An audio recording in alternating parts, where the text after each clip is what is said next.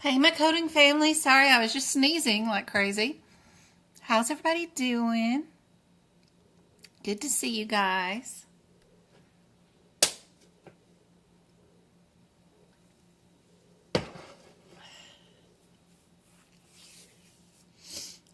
Let's do some medical coding. Yeah, let's do some practice for the practice exam. I have like 20 or so finished lab and path ones that we haven't finished yet of this exam that I have. When we finish those, if we have enough time left over, we'll do some practical applications where we'll look up like diagnosis codes and stuff from scratch without multiple choice answers. That'll be fun. My kids are home for summer, driving me nuts already. How is everybody else's June 1st going? When is your certification exams? Let me know in chat when you plan on taking your certification exam. Also, without looking at the question, what do you guys think is the correct answer if this was your exam question? This one has 2 CPTs and 1 diagnosis code. This one has 6 CPT codes and 2 diagnosis codes. This one has 2 CPT codes and 3 diagnosis codes. This one has, let's see, 5, 6, 7 CPT codes and 3 diagnosis codes.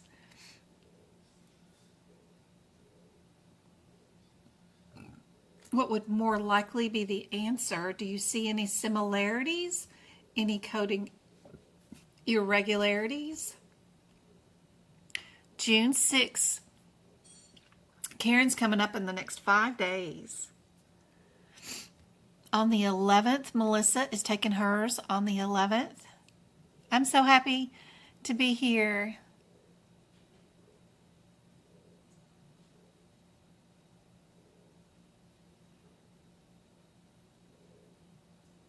Hey, Kimberly. Good to see you guys. See you guys on TikTok too. I clocked out my ED coding job, did 49 charts. Ooh, girl. Save some for the rest.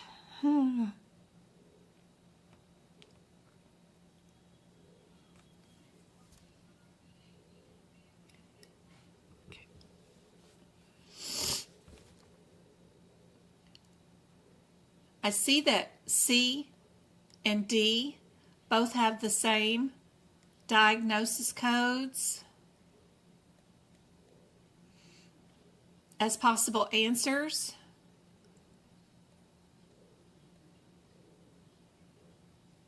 They've just rearranged,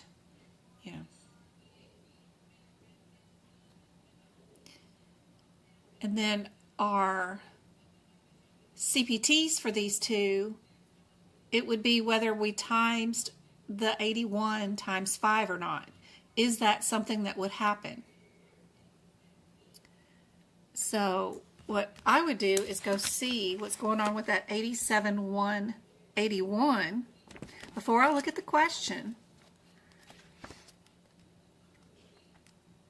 871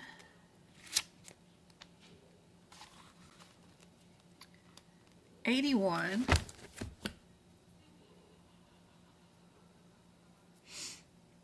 is this something that we would times?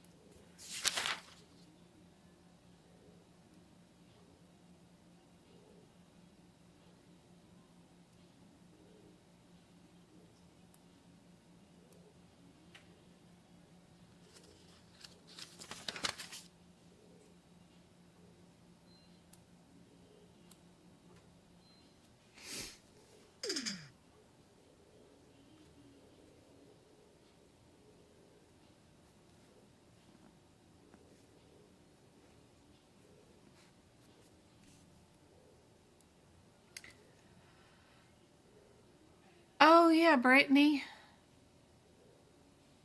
I saw an email and then I lost signal. And then I haven't seen that email back again. I hate how Google does that. Yeah, I just need to resend you your notes. I can do that. I did see the email. I read it, but was in an area where I couldn't get access to the website.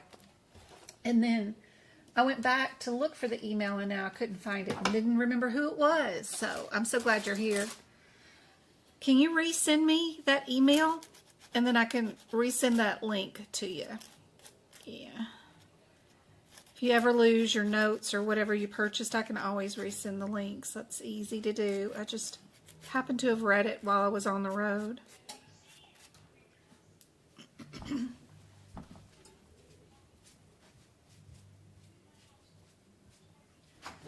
Take it off of speaker. Put it up to your ear. No one else wants to hear the conversation. Now, Travis. Beat his butt, James, if he comes over there to you. Uh-huh. Uh-huh. I've asked you a bunch of times, Travis.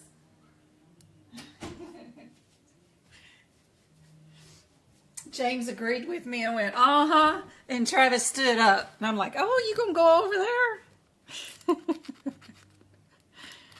My Jamesy is bigger than my little Travie. Oh. He's talking to the cheerleading squad on speakerphone in the middle of the living room. It's so annoying. All those girls. All right, let me get back up here to our question and see what did we do today. We did H. pylori.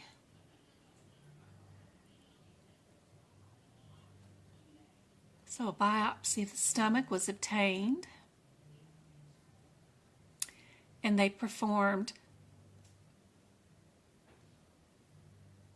sensitivity studies, stains, biopsies,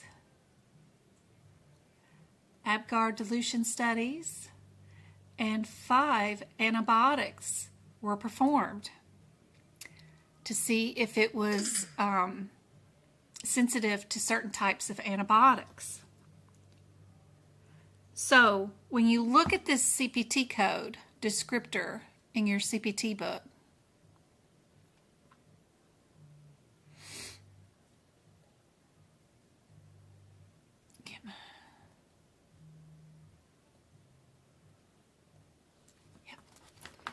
and you're at your 87181,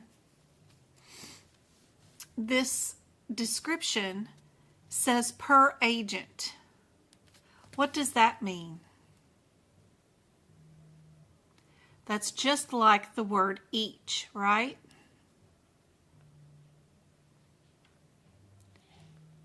So making a note next to this one saying that you can times it is super helpful prior to your certification exam. That way you know that you can times this one per antibiotic. It's got the antibiotic agent in there. We always highlight what's inside those parentheses for our notes, because that's more likely the words that they'll use on the certification exam is if a CPT code descriptor has anything in those little brackets. That's the words that they'll usually use in the question, and we do have the word antibiotic in our exam question for this one. So per agent means each. That means this one can be timesed. I got me a brand new 2025 book this week. It's shedding like crazy, but that way I'm going to make this one and turn it into a 2026 book because that one's fixing to come out pretty soon. Anyway, that's why this one doesn't have any notes in it. I happened to open it a couple of days ago.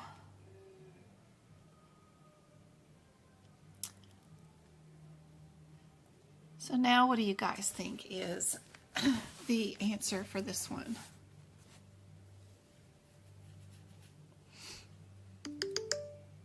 Why are we even looking at B when if the process of looking for similarities shows you that C and D have the same diagnoses, then I'm not going to look here and I'm not going to look here. Just curious. Just doing my process of elimination. And then my only difference was whether we would times this or not. And we know we did test for 5 antibiotics and we do get to times that one. So this is an each. So we know our answer for this question is D. Biopsies of the stomach or inner intestinal lining will always be a pathology, and I don't even see, is there a pathology one in B? No, there's no pathology in B. Remember our 88305s? Those are the ones you can't do the process of elimination with, but they're always your surgical pathologies. And remember, they had went in and did a biopsy, and then they did the antibiotic times 5. So all these 88302, 304,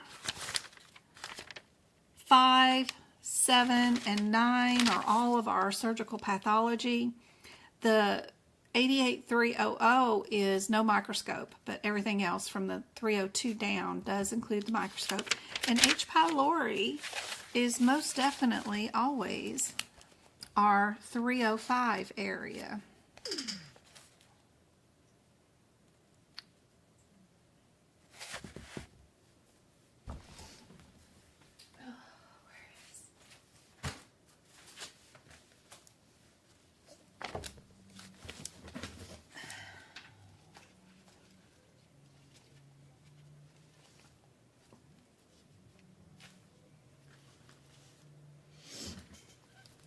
So,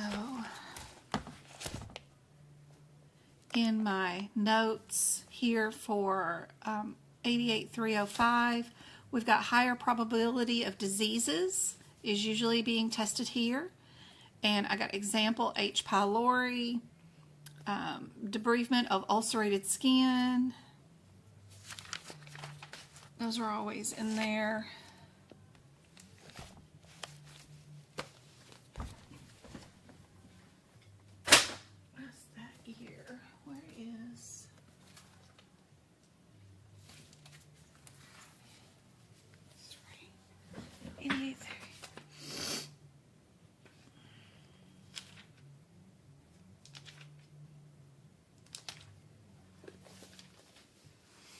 There's some prettier notes. Let's see. Prettier notes. So, 88305. Those will be on your certification exam 100%. Higher degree of diseases. Example H. pylori. Lipomas and masses are over here too. Pigment nodules, debridement under skin, placenta, kidney biopsy mass, those kind of things are with our 305 for sure.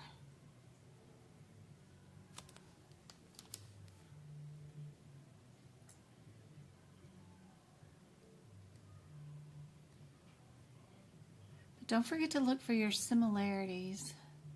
That'll help you out.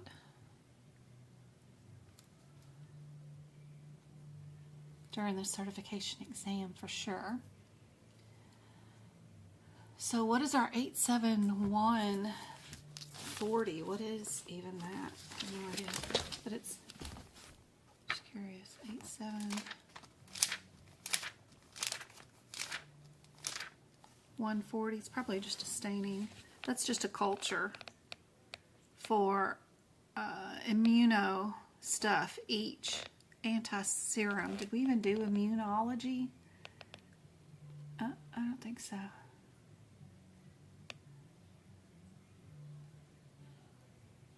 we're not testing for immune responses, we're testing for bacterial, and what will cover the bacterial. Yeah, and yeah. And then our gross and microscope is always going to be your 88-300s. Always. Always. Yeah. So 88-312 to go along with our 88-305 is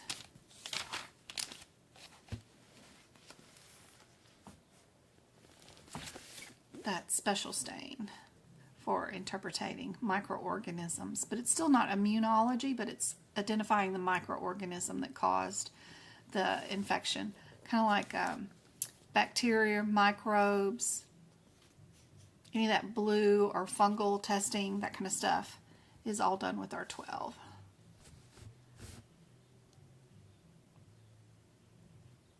There's the rationale. That one. And our ICD-10.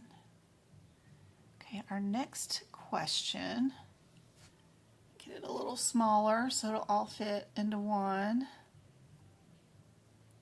Maybe.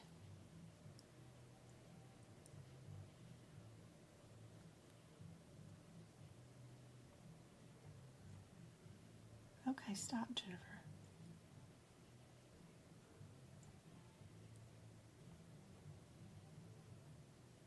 Here we go.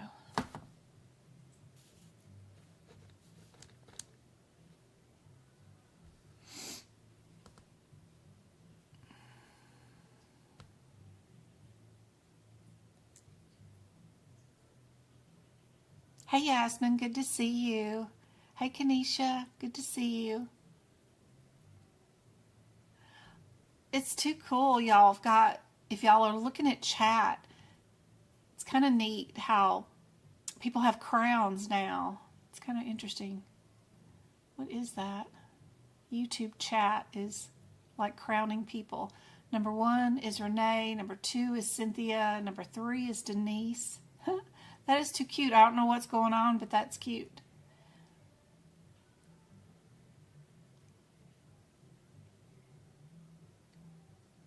Where's Go-Kart at?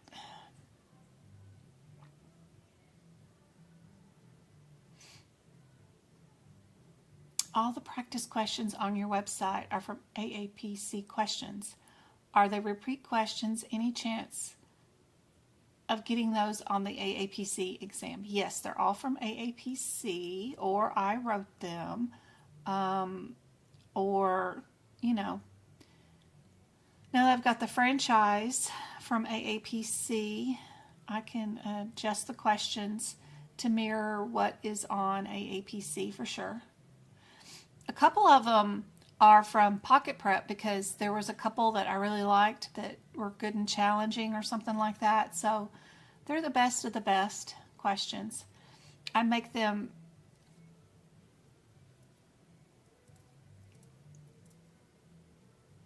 more challenging if the question is too simple, or create them in an area that I know that needs to be covered for the CPC exam, so, or even CCS exam. So it's a hodgepodge of the best stuff that I think will appear on the exam.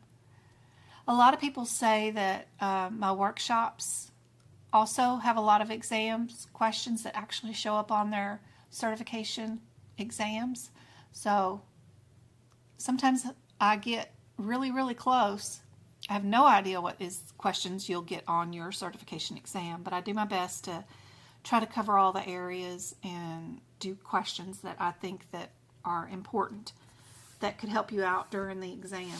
Because even if the exam question is written differently, it's still over the same set of codes that I think that will be on the exam. So there might be some slight differences, but it's pretty close.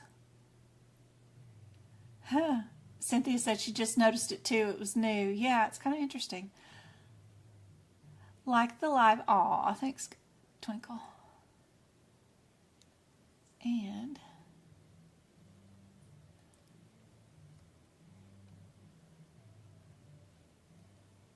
here we go. What do you guys think is the answer for this question? I've got, oh, Caitlin, thank you so much for sharing the live on TikTok. That's awesome.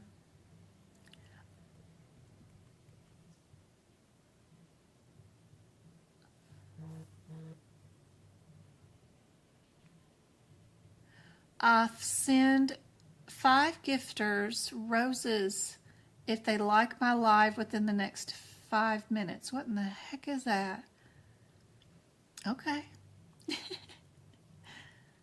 TikTok's got new stuff too. That's kind of interesting. I sent Autumn a rose. That's too cute. Thanks, guys, for liking the live. Aw. Hey, Elena. Good to see you again. Thanks for tapping the like. All right. If we're doing this question, our answer, I like to look at the available answers and see what my answer would be if it is answer A. That means 2 procedures were done. If it's B, 1 procedure was done. If it's C, it's 1 procedure. And if it's D, we did 4 procedures. I think about that when I'm looking at my different answers. We have 2 that start out with the same code, the same answer. What is our 82533 code? So I'll run there. 82533. That's where are we at? 533. It's a mama code. I gotta go find its child or its parent code because it's a child code. I gotta go find its mama. Its mama is 82530, cortisol free. Did we do a cortisol total? Is this where we're at? We did cortisol injections, but I don't think that's what we are testing for. So that would make me want to eliminate A and D because injections do not mean the same thing as doing a blood test, right? So now I'm going to look at this 80-40 or the 80-48.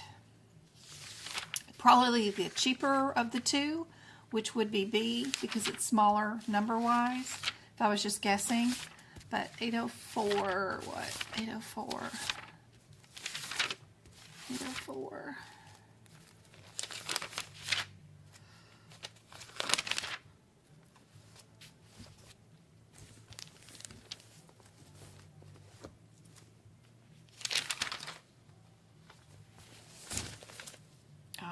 Here we go. We've got that ACTH thing matching, right? And then the 8 does not have that. It says something totally different. So, yeah, I think B is my correct answer. Yep, you got to pay attention to the mama codes because that will make all the difference in the world. Remember when you get there and you see that your code is not a mama code, meaning it's indented, like the 02 or the 06 on this page, don't do anything with those when you're trying to pick out a correct answer. Always go look and see what mama is, and the 400 is the mama right here. Not that those other 2 codes are an option here on this question. I'm just saying in general.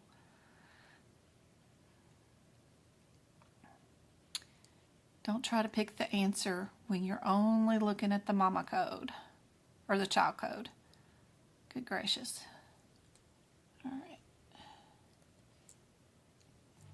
B on this one. Indeed, B.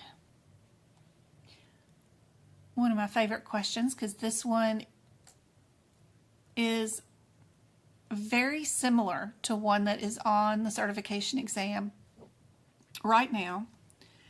It's not the exact question, but these codes are asked about on the certification exam, for sure.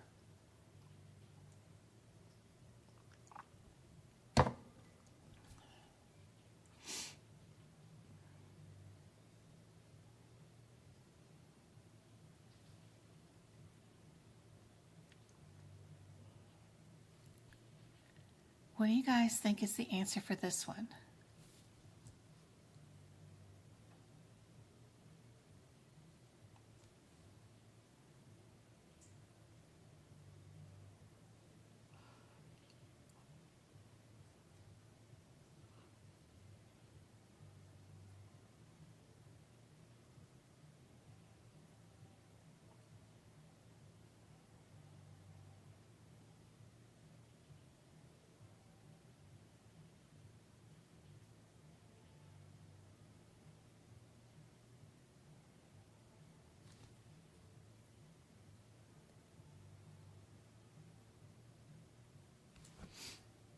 I gotta find my other cell phone here.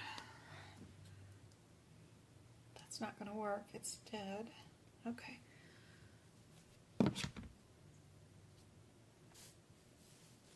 Hold on, TikTok. I gotta switch chargers for a different phone. And then I've got to go send YouTube some money, so hold on just a second.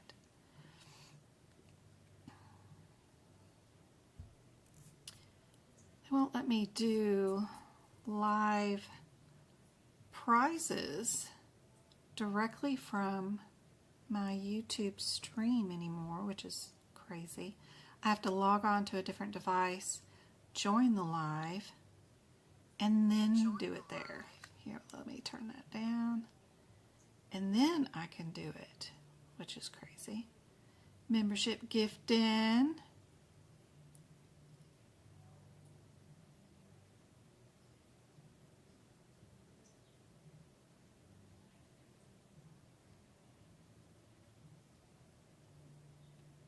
Give away some YouTube memberships.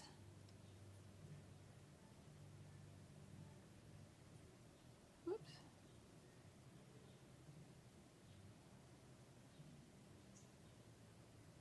All right. It's not dinging. Where's my noise? It's usually making noise. All right, I'm back, TikTok. All right, had to give away some YouTube memberships. It looks like, let's see, who won those? Hey Mom, Beth, Groovy Jill, Kimberly Span, and Melissa all won YouTube memberships. You guys have access to all of my exclusive content on YouTube now for a whole month.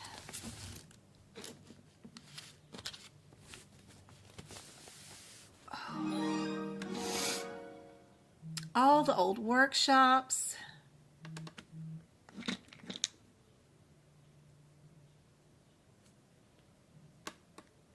Go. All the podcasts that I'm reading out the guidelines and then tell you in layman's terms what it means, all that kind of stuff is all free and given to access to 5 of those members. That's awesome. Hope that helps. And yes, Autumn, you are correct. A is our answer for this question. Good job. All right, what about this one? I remember something like this being on the exam. It was either collecting and storing fresh plasma, or I've seen thawing on it. And it may be that thawing was on my CPMA certification exam and that storing was on my CPC exam, but this code set area, either you're 27 or you're 31, is important, for sure. 869.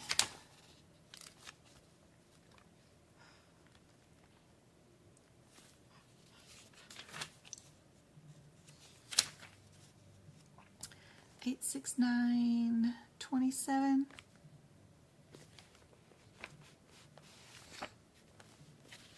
It is an each. And then 8, 6, 9, 31. You can't do anything with because it's a child code. You've got to go look for its mama, which is 30.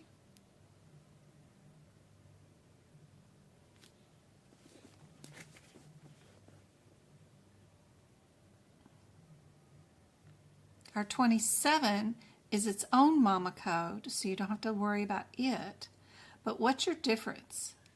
The 27 is plasma, where your 31 is fresh frozen blood. So, knowing the difference between plasma and blood is really helpful in this question. Both are each, that means both of those can be times if needed to be.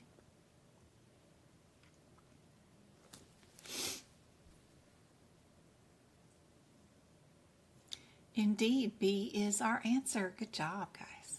Good job. These are all the most difficult lab and path questions that they have in this teacher set.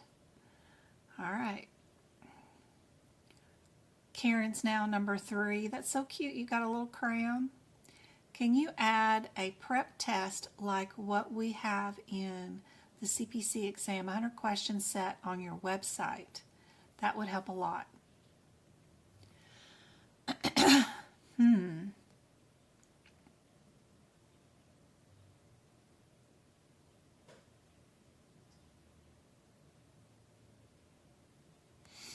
Yes, I can add that. It just takes a while to add the HTML code, so when you're designing a website, it's kind of cool, but it does take some time. Let's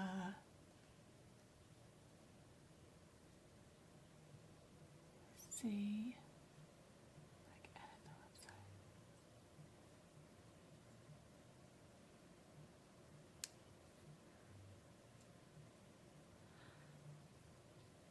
I'm dead terrible at it, but let's see.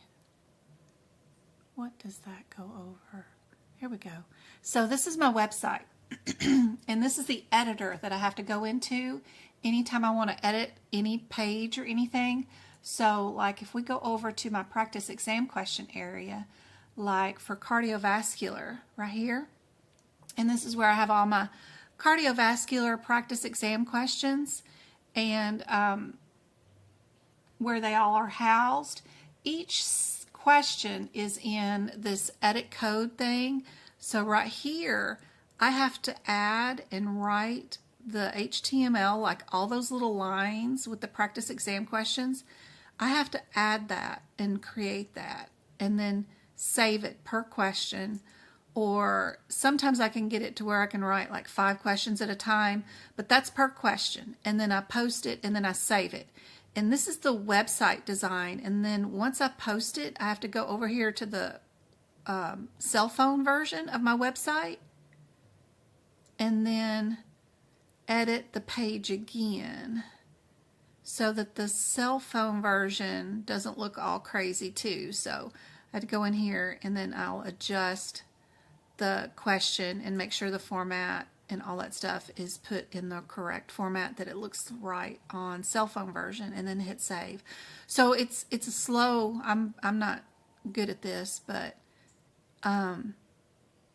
like, and then website designers want thousands of dollars to do this for you. So when I want to add a new question, I go over here and I hit this, and then I go down, and then I go to embedded code, and then I hit embedded code, and then I have to add the code here, and then I hit over here on the side. Oh, let me move this thing. Yep. And then after I add the question, yep, I hit the publish. So up there in the top left-hand corner and publish it. So yeah, I can. It's just a lot. What I do have already in there is, you know, a bunch of questions per subject matter, right, in that membership per page. So if you wanted to do like all cardiovascular, like I've got right up here, you could do all these questions and individually see where you're at in cardiovascular. And then I also have added some of those anatomy or patient charts where you can do some of the anatomy stuff and just put in there, you know, and move around. Oh, I can't do it in the editor, but move and put the word in each little box and then check it to see if you're correct. But that's all fun. But you'd know whether you were ready in cardiovascular if you did all of this. But I added over here on the last page of the membership, the bonus area. If we go there, it's a link to 5 practice exams that I found openly on the internet. So if you go here and you click on any one of those links right there, it'll take you to a full practice exam. Go here, go there.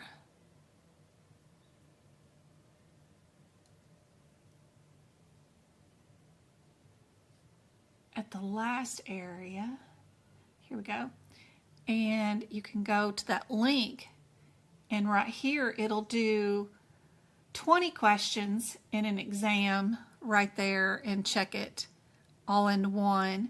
And then there's, if you go back to the website, then you can go and do another one. So there's exam 2, it has 20 questions in it, and then there's exam 4 that has 20 more questions in it, and exam 4 that has 20 questions in it.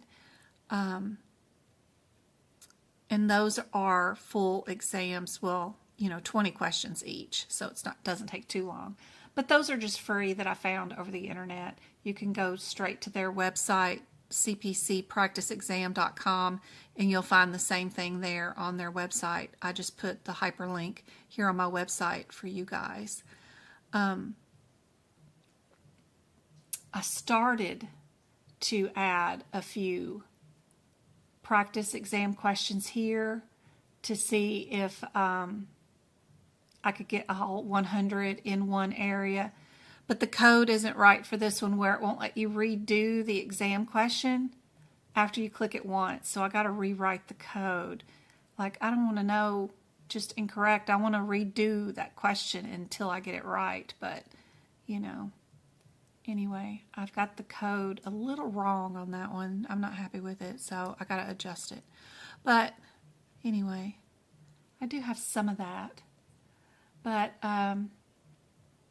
inside, I think one of these, I don't remember which one, there is a quiz in one of them that's like 10 questions long, but there's a ton. All E&M questions, those are all crazy. There's so many E&M questions, but it covers everything that you might see on the exam for sure, 100%. Something that you might see on the certification exam is right there. And there's some patient chart examples too. So it's kind of cool. Anyway, I can do it. It just takes a lot of time, and I'm teaching 2 courses right now of students. And I got another one fixing to start in August, but I don't think that I'm going to do it again. I really like doing exam prep more than I do like course teaching, because I feel like I'm only teaching, you know, 3 to 4 people at a time for hours and hours every week, and it's not like going live and teaching 50 people at a time, you know. So it's like I can reach more people if I'm not teaching a course. But I do have one starting in August if anybody wants to join in. If they're intended on doing a whole full course and they want their whole CPC without an apprenticeship, my course comes with the Practicode, so that when you finish it, you'll have your full CPC and the course. And then that way you get a full CPC and no apprenticeship, so that's nice. But it's probably one of the last one. It was just it's a huge expense. You know, it's $5,000 for the franchise fee, and then $2,700 per student that joins that I have to pay for aapc for all the books and the access to the course and stuff. So it's super expensive just for me and for you. So I don't think I'll do it again. I don't teach enough students for that. But it was neat to try it out and see what it was all about, and you know, try it for once. But I don't think I'll do it next year. My renewal will start again in March, I guess, for next year, and I don't think I'll renew my membership for that. That was expensive. All right, back to practice exam questions. Here we go.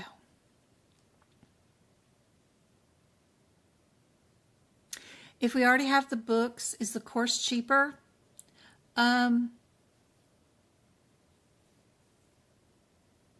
Not from my point of view.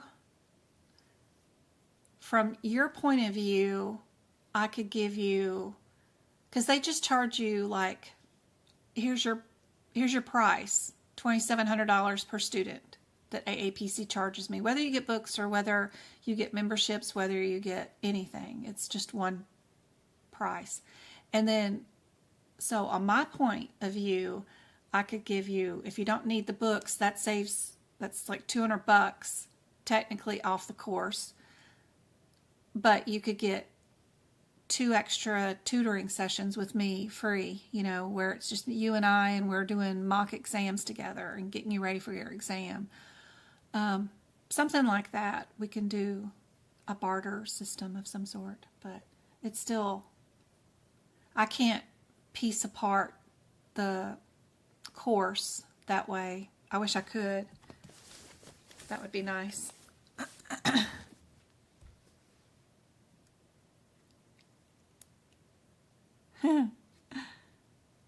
Oh yeah, no worries, Liv.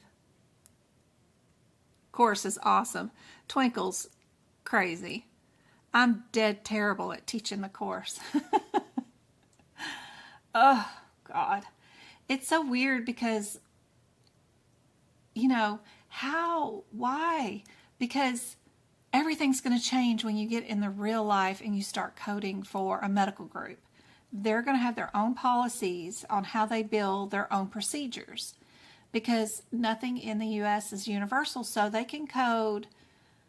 They don't have to code labs and path. They can do it capitated. That's how my group did it. We didn't bill for lab and path. We just pay LabCorp a monthly fee, and no matter what, if they get one of our patients in their office to draw blood work, they just draw it and do it. They don't send a claim to the health insurance plan. None of that happens because we do it differently. So everything that you learn in a course is going to be in general the same, but nowhere near it. Nowhere near enough for all that time and study and stress. So don't stress too much about all the particulars, like you always code this lab test for this diagnosis on these patients. Always.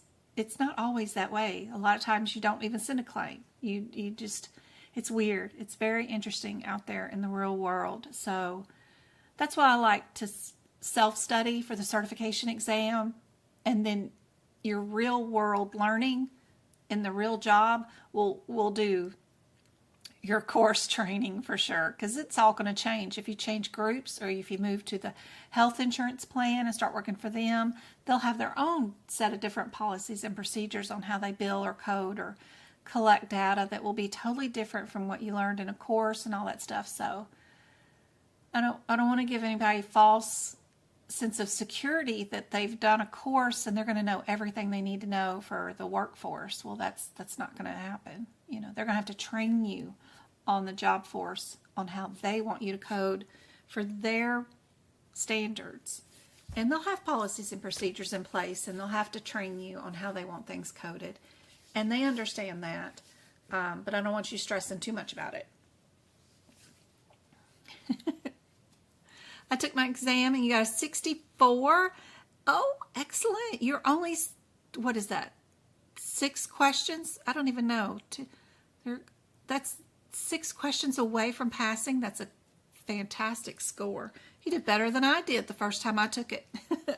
I think my first score was a 54.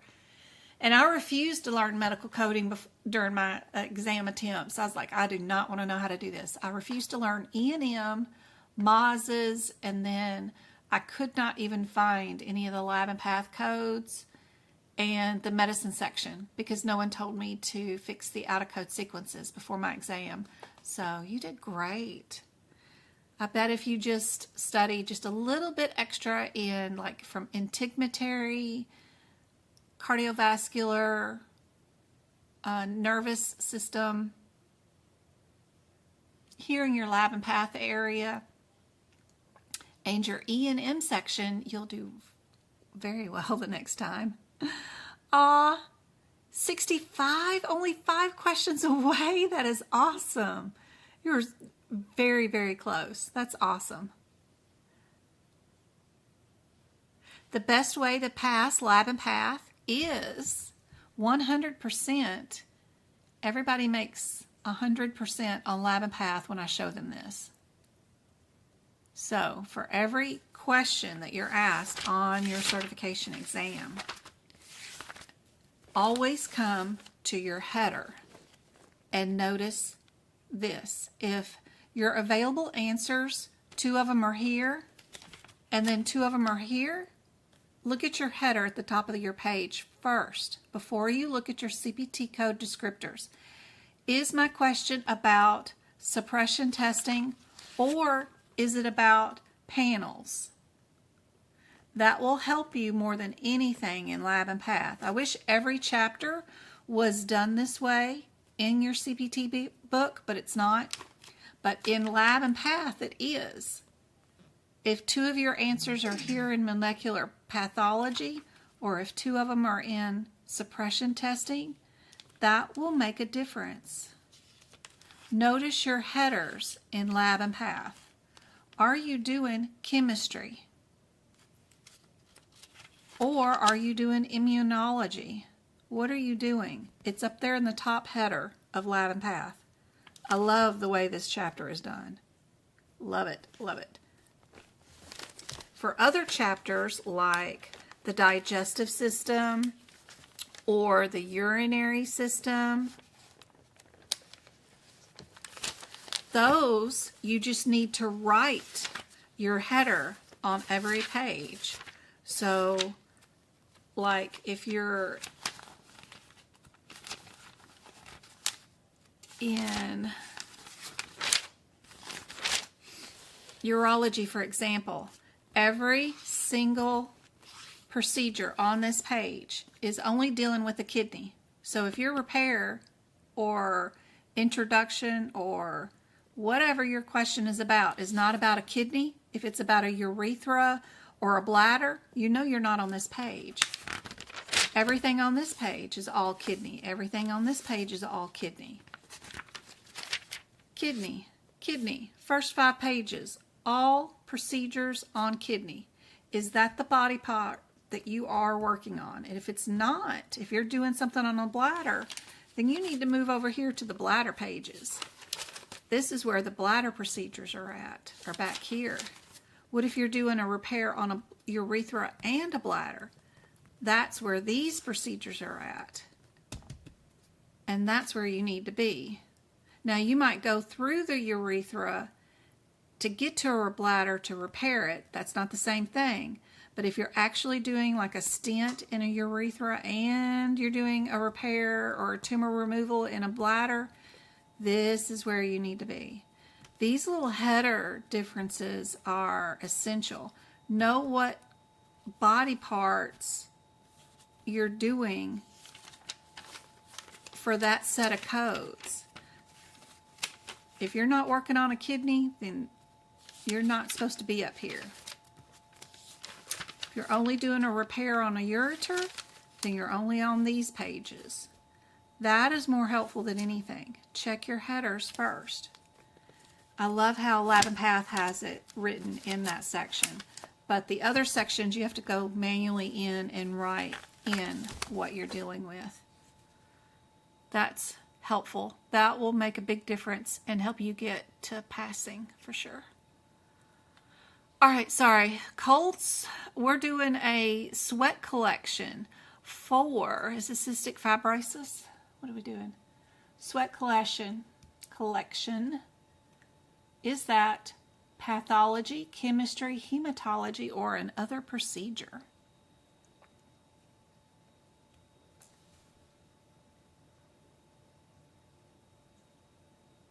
Rafi, R, Samantha, RRAPHY is stitching. Did you do a suture repair? It is a repair, but it's stitching.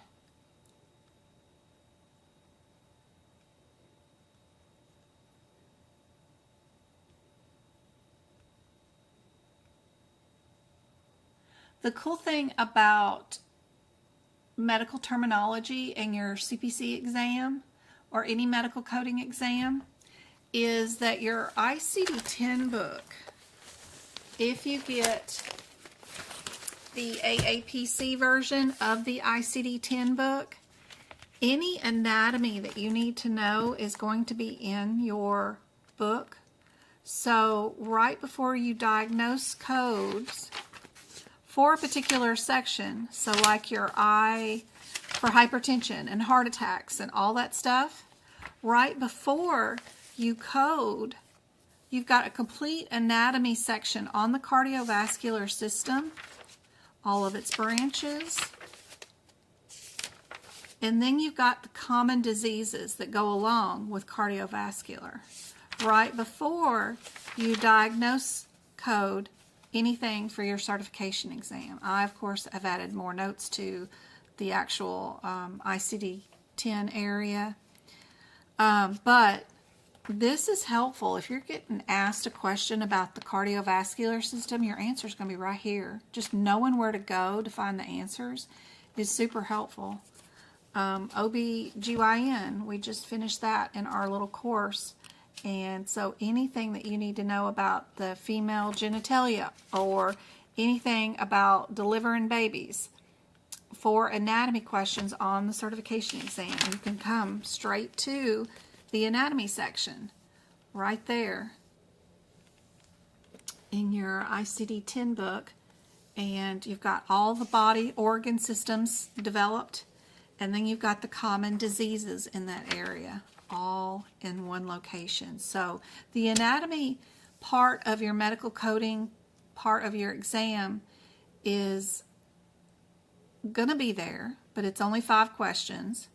Usually there's 2 questions on male genitalia and then 2 questions on the female genitalia, and then like the cardiovascular STEMI questions or something like that. So, or the ureter versus urethra question, or the T4 immunology question. But just knowing where to go and run to find the answers is super helpful.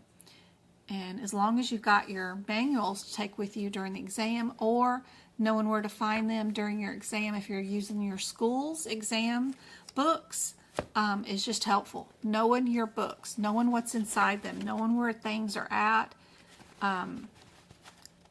is key. We've got a lot of anatomy in the front of your ICD-10 book that can also help out with a lot of these questions for sure. All right, this question on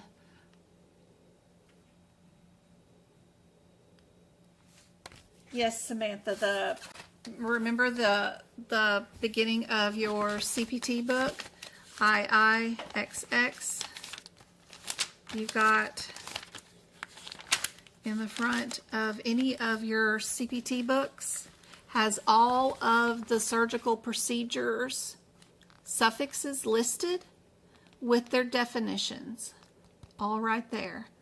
So your OTOMY is cutting into, incision.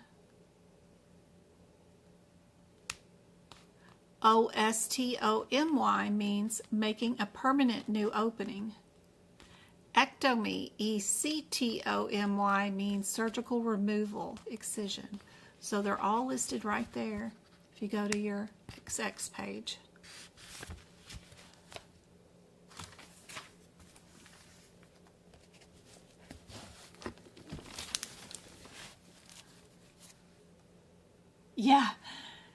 Yeah, I have that page tabbed at the very top just so that I can get there fast. Yep. All right, back to our practice exam question. Thanks, Go Card. Good to see you. How are you doing?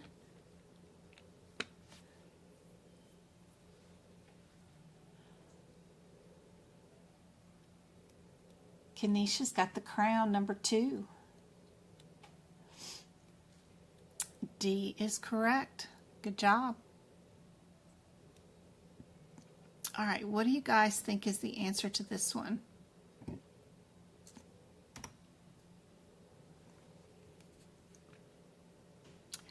Six, 8. 16 and 17 are super close, but the 05 and the 06 are pretty close.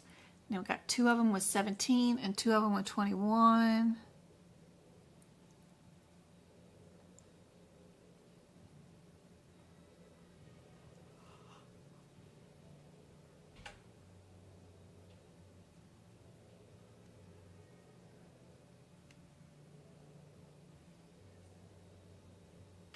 Let's go look at our header differences between these codes.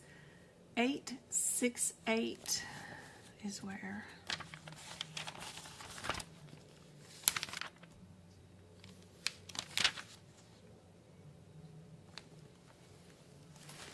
(86805) is around tissue typing header, and then 868, 16, and 17, they all going to be under the same header.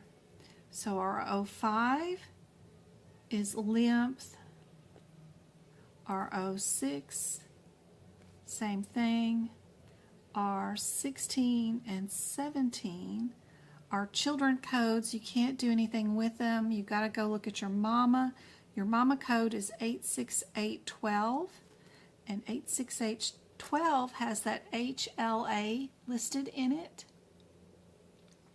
So that lets you know that you are not here or here because we're not doing the lymph, right? Even though we've got lymphocyte right here, but we are actually doing the HLA tissue typing, which is more accurate, right? And we're going to be either a 16 or a 17.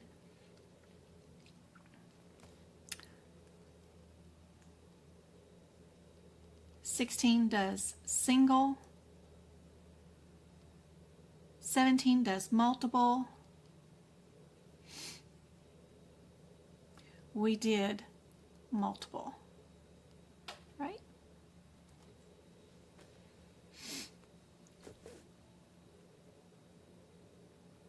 Indeed, B is our answer. Perfect. That one's supposed to be a difficult question. Cool. All right, what about this one? Are we in the 60s or are we in the 70s? 853.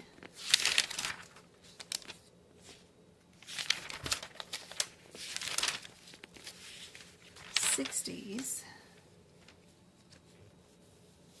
or 70s. So our 62 and 66 are under fibrogen,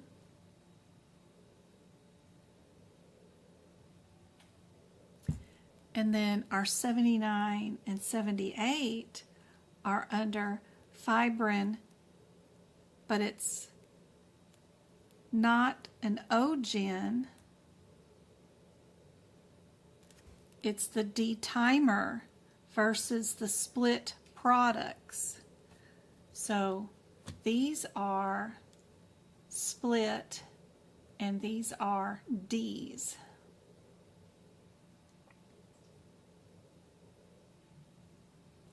This one also, this set is semi-quant.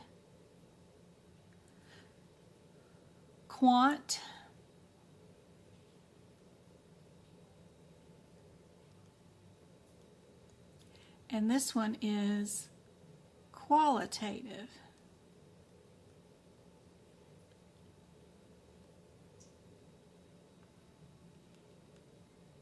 Or quant.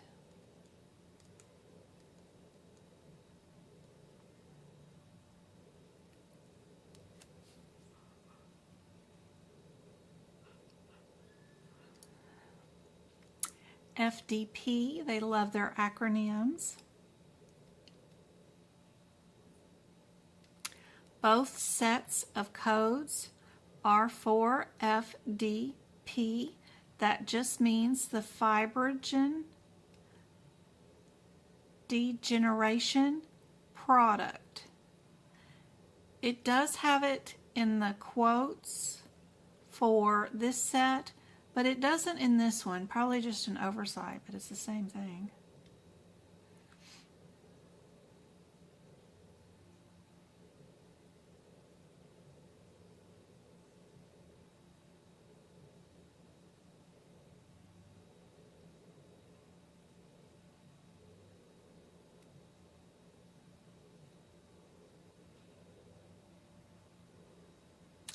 They are only asking for quantitative. They're not asking for the 75 or the 78 is the one that's the double, right? And then the 79 is only the quant. Yeah.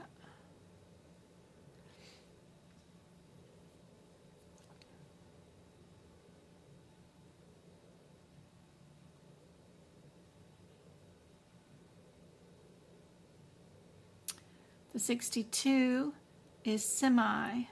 The 66 is none of that. It is a para.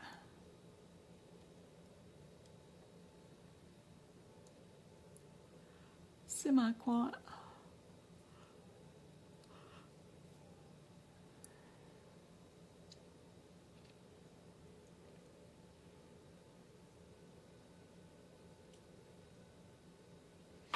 So semi-quant is out, para is out, and then the dual qualitative and quantitative is out. They only wanted the quant, which is RC.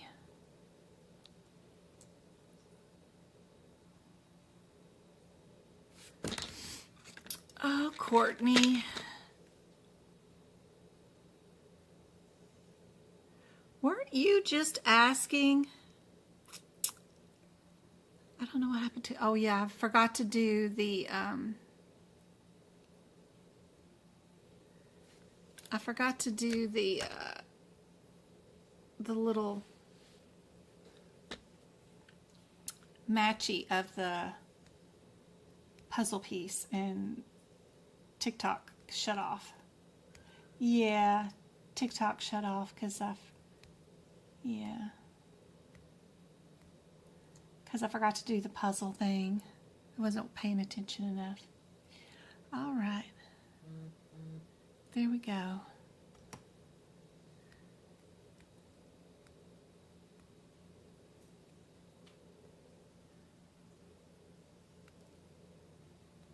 What do you guys think about this one? Are we in 811 or an 812?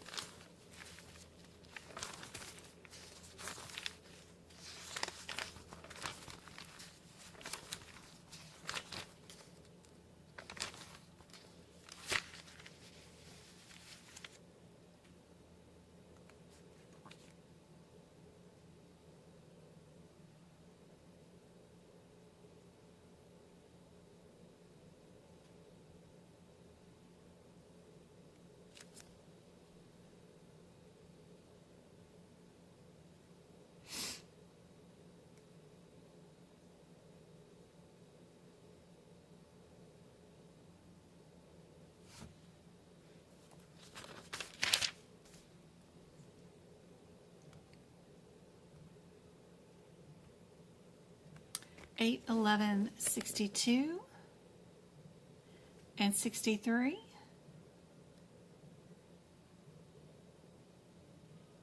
With the 64.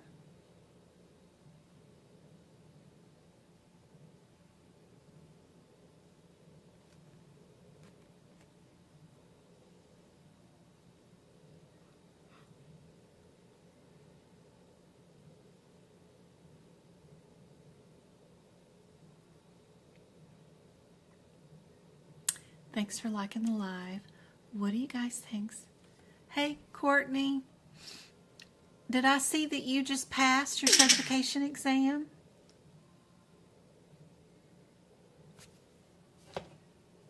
That's awesome. Congratulations.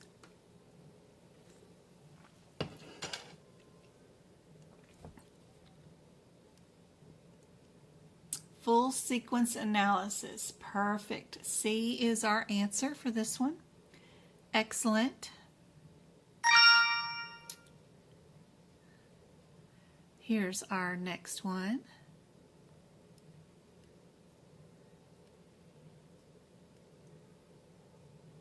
Natural killer cells. Ooh, crazy.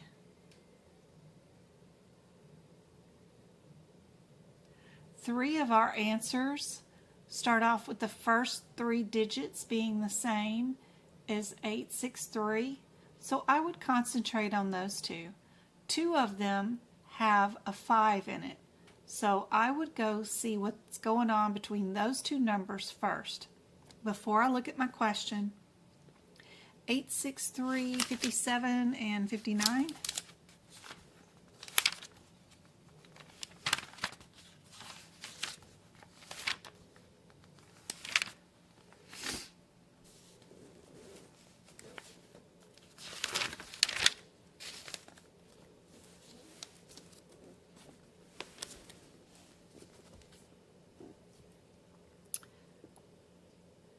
'59 is a child code. No, it's its own code. Sorry, it's T cells total count. And your 57 is your natural killer cells total count. You're dealing with HIV or AIDS when you're dealing with that code. So it all seems to match. D is our answer for this one. Yay. Love it. All right, what about this one? Ooh. Are we an 09 for this one? That's our pathology, right? So our 09 is for our sickest patients. It would be for like if we had to remove like a whole body part due to cancer or something like that. So if we're doing the 09, you're at the level 6 surgical pathology, and it's the largest and most extensive pathology that we have as far as a microscope examination. We're doing total bone resections, total colons, fetuses, total organs. And most of the time, it's due to a tumor, due to cancer. So, what did they remove from this patient? We first have to know what body parts. We did lymph nodes.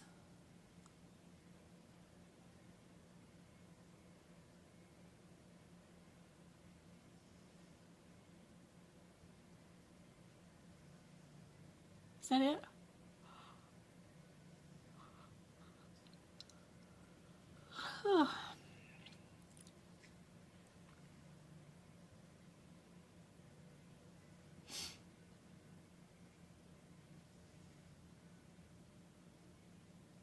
And they were placed in one container. What does that tell you? We have several biopsies, but they're placed in one container. When you see that, that means there is no timesing. You only times in your 88,300 section if you have separate containers. When you have separate containers, then you can times. So any answer that has a times in it, you can get rid of, because that will not be a good answer. So we only have one available answer that doesn't have a times in it.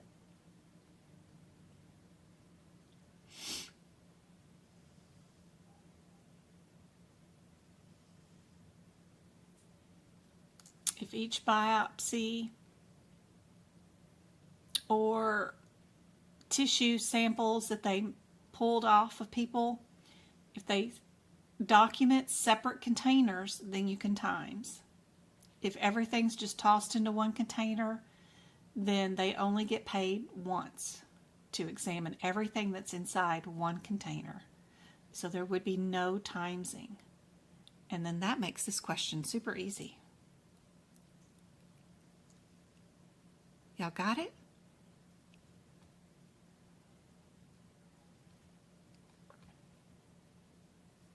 All right, let's see about this one.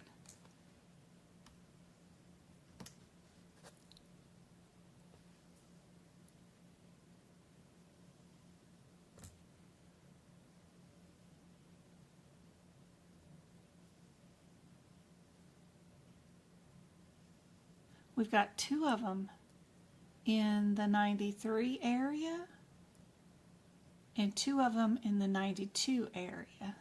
See if there's a difference between those headers. 892 and 893.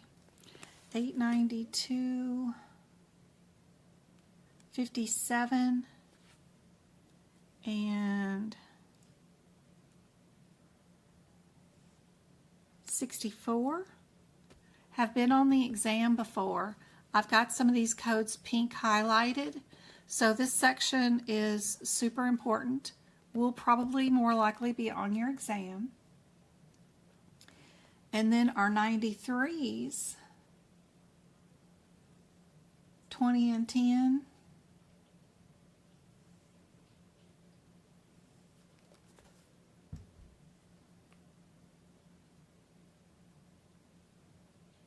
Those two are child codes. You got to go look at their mama, which is 89300. And then our 892, 57, and 64. 64, okay, they're all adult codes. So 57 is identification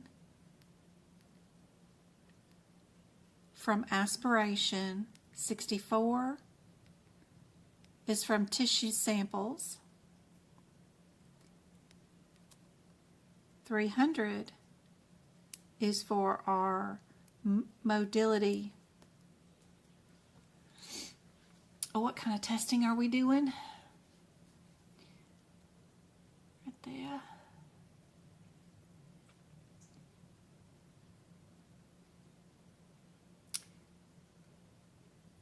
So we know we're going to be under our 300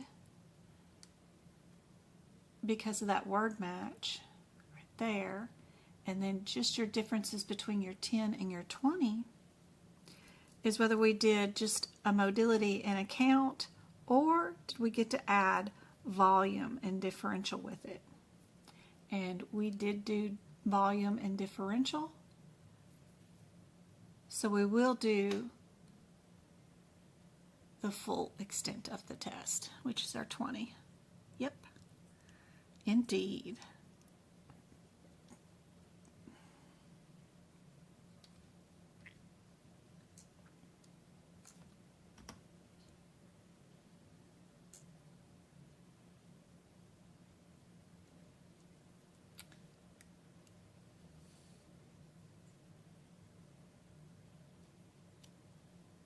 Austin got crowned #1 in YouTube chat. That's so cute. Now Marlene is. McNair's #3. I don't know what these mean, but that is too cute.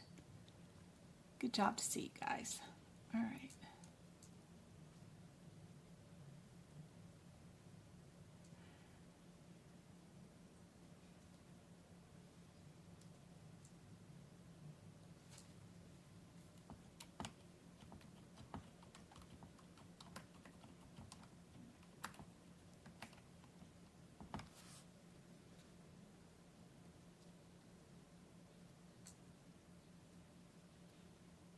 I don't know what the crowns are, but they are cute, aren't they? Jackie's #2 now.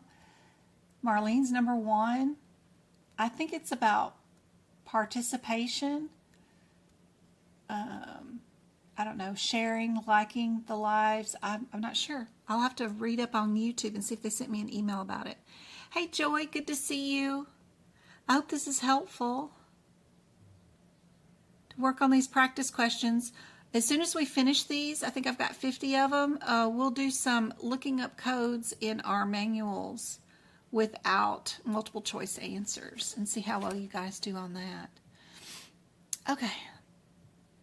No worries about being late. Life happens, and that's why all my YouTube videos are on replay for you guys, so that you guys can rewind it and start it over from the beginning, rewatch it. What did she say? Or go back and catch all my errors and correct me on everything. So, all right, if we are doing 3 of them have the 69 on them right here.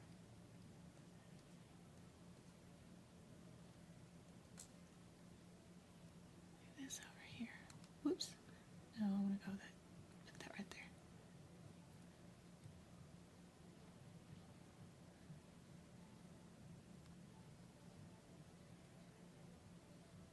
So, if 3 of them have the same code, but they have a modifier difference, are we doing a 3-2?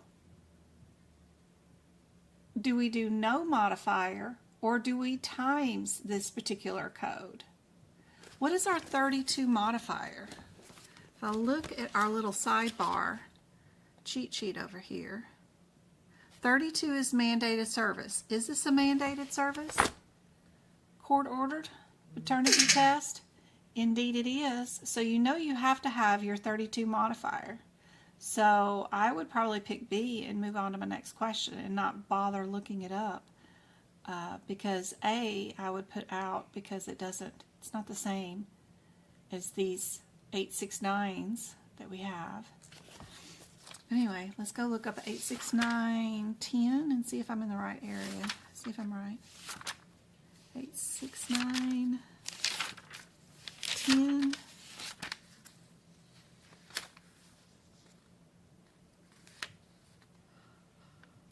The West Nile virus, the 86788, has been on the exam before. 86910.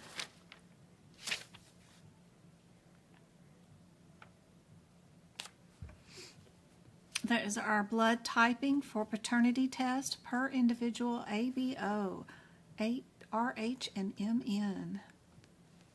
Indeed.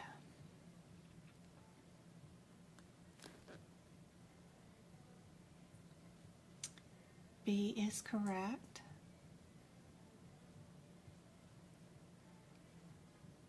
All right, let's do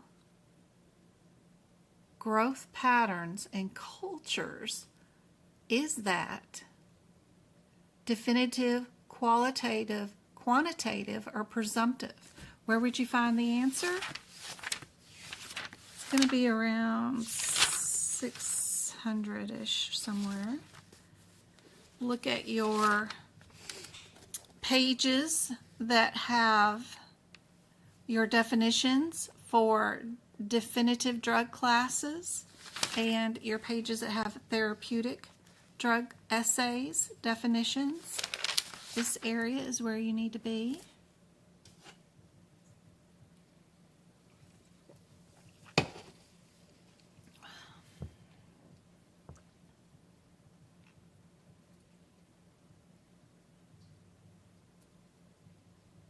$868.99. Oh, I don't know, girl. 869.88. Girl, I don't know. I done turned the page. Travis, quit breaking into my room.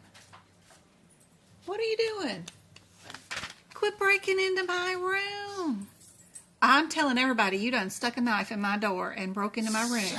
Travis, quit breaking into my room. I'm not breaking into if my room is locked and the door is shut, that's breaking and entering. What do you want? That is breaking and entering. What do you want, dude? Unlock this, please. No, you screaming like a banshee on that thing. I spilled my food. Of course I'm going to scream. No, I spill stuff all day long. You wouldn't hear a peep from me. I'm constantly knocking stuff off. You need to be able to control your emotions. About food? Well, yes. It's food. You know how I am about my food. No. No. Okay, I'm sorry. Can I please tell me like this? No, you won't stop. Yes, I will. You ain't stopped screaming since school let out last week. You've been screaming. I'm a hormonal teenager, growing teenager. Then go outside and scream. Go play the Oculus out there. I burn. It's only 105 degrees and you ain't gonna burn. So I'll barbecue out there. Please. Quit breaking in my room. Please. Quit breaking in my room. Okay. Goodbye. Please. Goodbye. I put it up. I'll have to dig it out. So I know where it is. No. Go away. Please. Go eat some chicken. Grandma ordered some chicken, didn't she? Yeah, I already ate it. Is it here yet? Okay. It's been here. I wouldn't know. Y'all don't share with me. Bye, baby. Let me finish teaching this class. Come on. Go play with the cheerleaders. Sorry, guys. Oh, my gosh. It's children. All right. Growth and pattern cultures. Not my knife.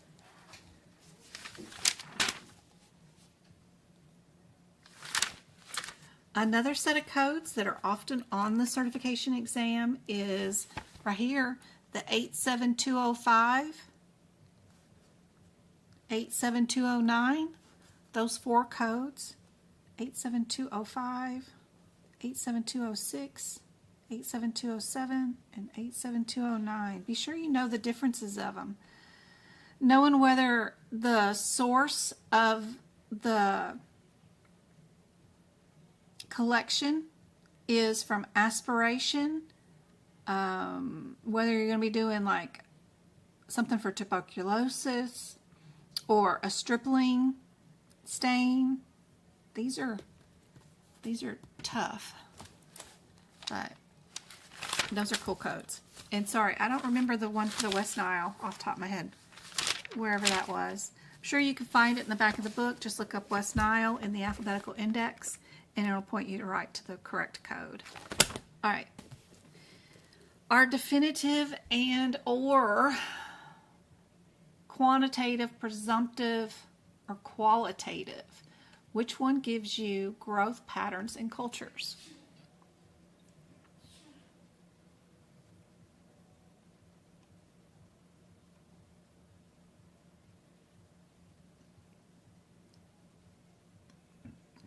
If you can visually see a pattern, then you can presume its origin, right? If it's got a known pattern, a known growth pattern, then you can presume. That's the way I look at it.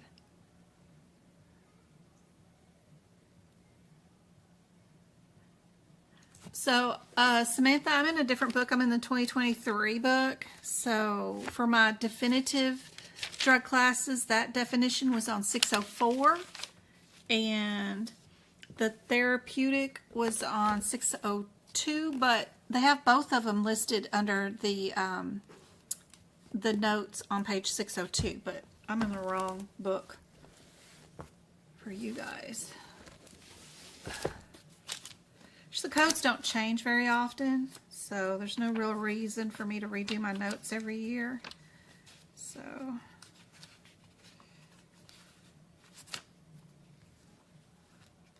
especially for some of these sections that are super, super long. So your definitions are now on page 622 for this area. This has got your definitive, your therapeutic, all your presumptives. Definitions are on 621 if you're in the 2025 book. They might have added some new E&M codes for this section. You know, those like 12 new E&M codes, which pushed these back a little bit in Lab and Path, but there's nothing changed in Lab and Path since 2022, really. Thanks, Mary. That's awesome. Can anyone see my comments? I can't see anyone's. I can see yours, T. What's up? Can you explain how to find this again? For this question, you need to know where your definitions are in your Lab and Path section. For Lab and Path, so knowing where things are in this Lab and Path section is super helpful. So I know that the definitions for Lab and Path are going to be right after our panels, right? We've got our drug panels right here on page 616. And just knowing my book, it tells me all the definitions for all the drug essays. The first thing it starts out after our panels is our presumptive and our definitive. And then it gives me 3 full pages of tons of definitions about all of our definitive and our essays, our presumptive, our definitive. They're all listed right in the very beginning of your Lab and Path section, and just knowing where to run to find those definitions is helpful. There's your therapeutic, there's your definitive, more definitive, presumptive is right here, and your drug essays. And that's all at the very beginning of your Lab and Path section, right after your panels. So knowing where that section is to find your definitions is really helpful. So it's just right there.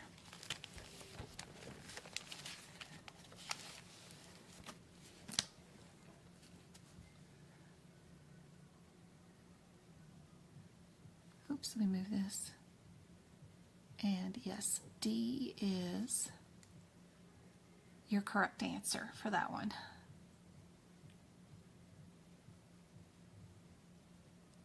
All right. Frozen specimens. What have we got going on here?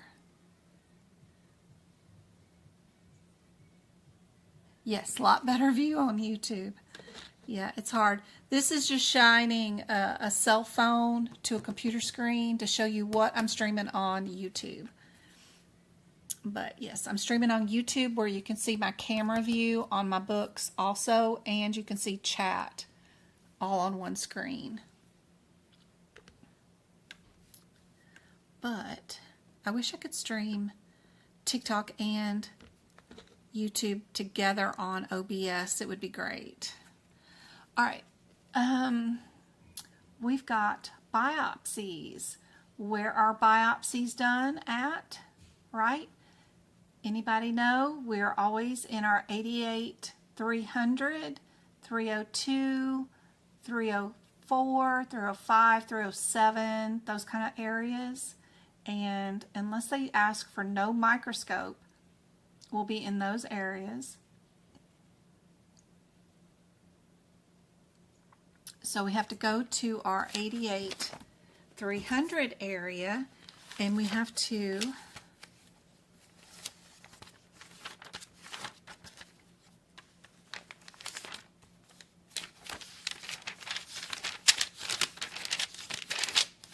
do a word search of the body part that they removed. So here we've got our 05s and 07s. So our 05s, we do a word search for the body part that they removed the tissue from, or our 07. What did they remove from this patient?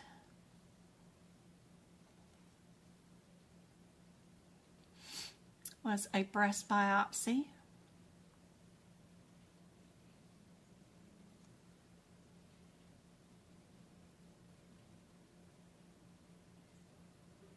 So is that an 05 or an 07?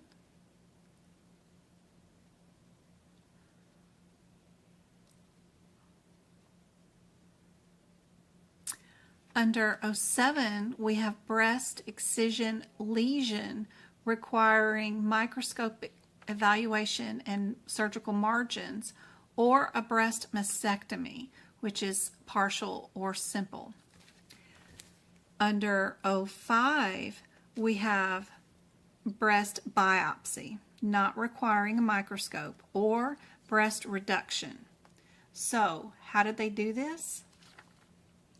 Would you consider it a breast excision of a lesion, requiring microscope evaluation for surgical margins, which is like Ma surgery? Before they stopped the surgery, they would send this off or read it live and make sure that the margins are free and clear.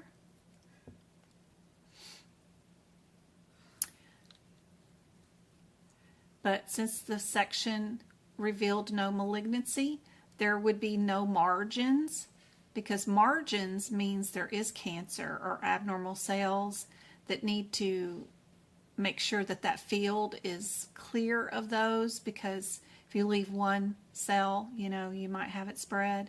So if there was no malignancy, then there would be no margins. So if you're going to bill an 07, you're going to have margins that you need to have clear. So we're not going to bill that because we don't have a malignancy. A does not have a examination of a specimen listed in it because there is no 88, 300, or 307, or 309, or 304, or a 302 in it. You have to have one of those if you're going to be doing a specimen examination. And this one does not have it in it. It's got some other things in it, but not what we need. So B is it. Yep.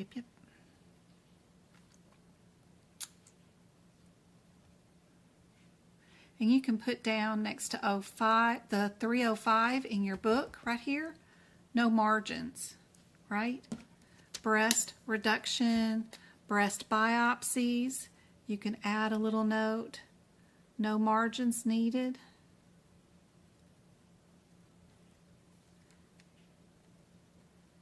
And then over in the breast area on the 07s, near the breast mastectomy or excisions, you'd put a positive sign, a plus, margins, so that you would know inside their question they're going to have margins if they do pick something that's going to have the 07s.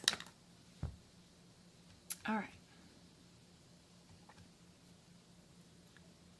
What about this one? Good job, Joy. All right.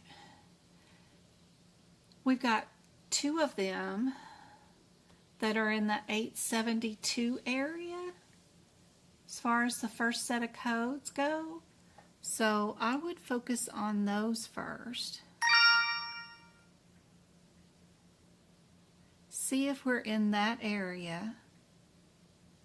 So 872,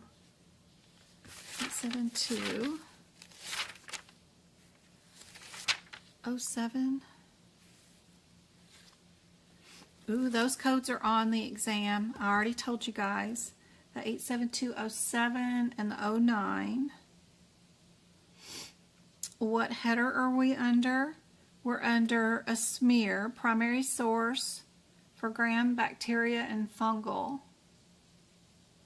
What are we doing today? We're trying to identify an organism, right? This one or this one.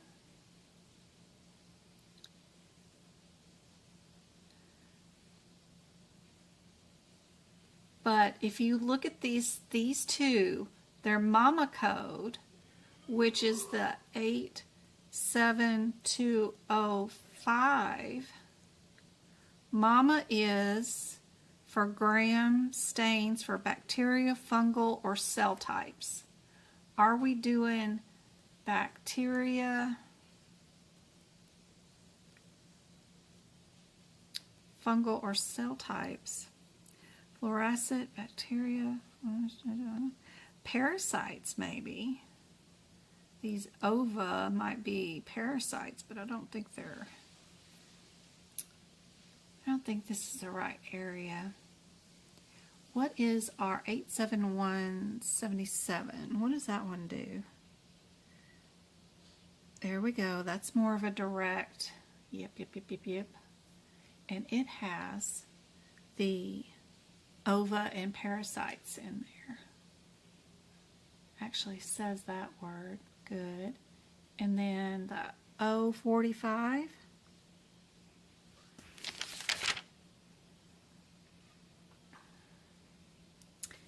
It's a child code. You got to go look at its mama, which is 87040, which is just a culture of blood. And we definitely are not doing that. Yeah, we're doing urine. So yeah, nope. Indeed, A is our answer. Good job. Good job, Jackie. Perfect. Good job. Beautiful. Thank you so much. You just got the number 2 gifter on TikTok. Who's my number 1? Twinkle?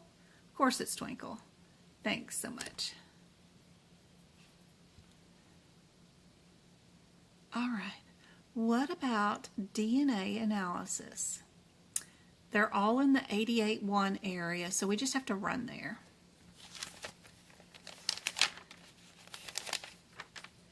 88.1, 82. That is a parent code. 84 is a parent code. 87 is a parent code. And 89 is not a parent code. You have to look at its parent code, which is 87 for that one. So if we're doing DNA analysis, which one of these codes is a DNA analysis?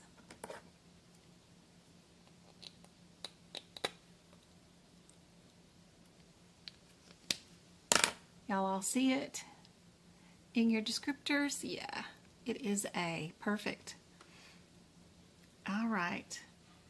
Urine test, we have 2 of them in the 847 area and 2 of them in the 810 area.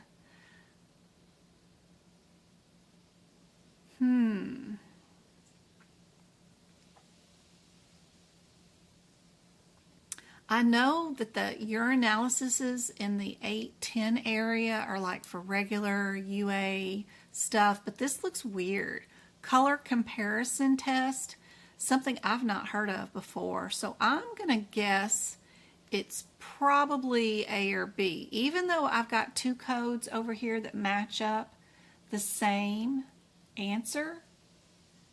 But I know those are just regular UA area because I used to do lab and path for a long time. But those are just regular UAs. So that's, but this visual color comparison is not part of that. So that makes me want to go look over here. What's going on with these codes? 847. But I don't, unless you worked in a lab and drew a bunch of those labs, I don't know how you'd know that that is in my head. That's just something that's in my head. Okay, 847, 02 and 03. Those are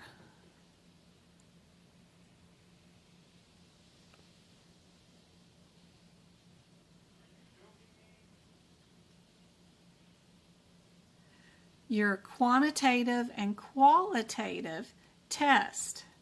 We're looking for qualitative. So your 02 is qualitative, quantitative. That one's the T, and this one's the L. So it's definitely not the T one. Our 810s, I've never seen those have a color comparison, whatever the heck. I hate finding the urinalyses in there, in the thing, because they're like hidden because they get pushed out of the way. So our 25 is just a urine pregnancy test, visual color comparison.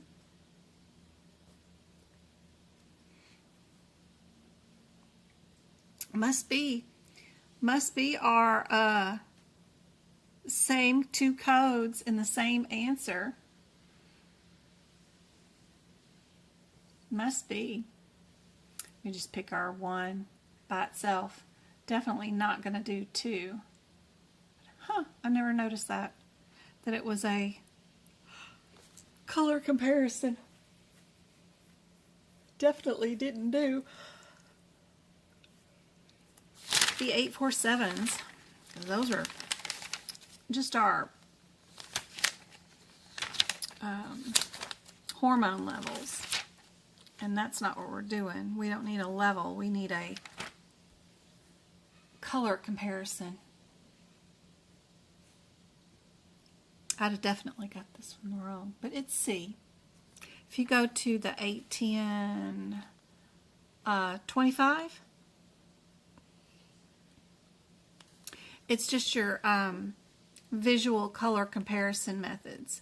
So they're just putting some dipsticks in there or just color comparing the color, whether it's light color, amber color, black color. I've seen urine be all kinds of colors. Neon green color. It can be all kinds of colors. Red color. So yeah, it is over there at the 125.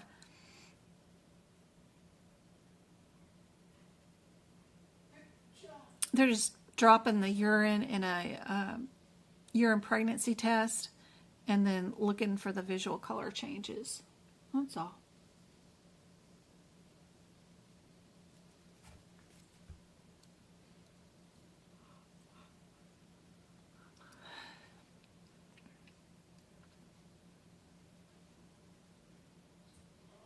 There's a note at our 84703 that tells you where to go.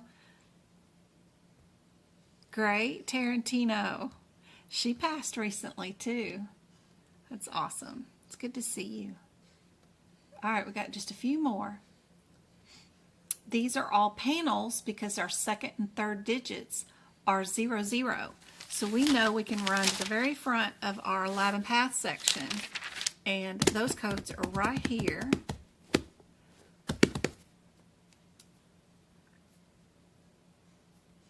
What would be our answer for this one? Hey Carla, good to see you.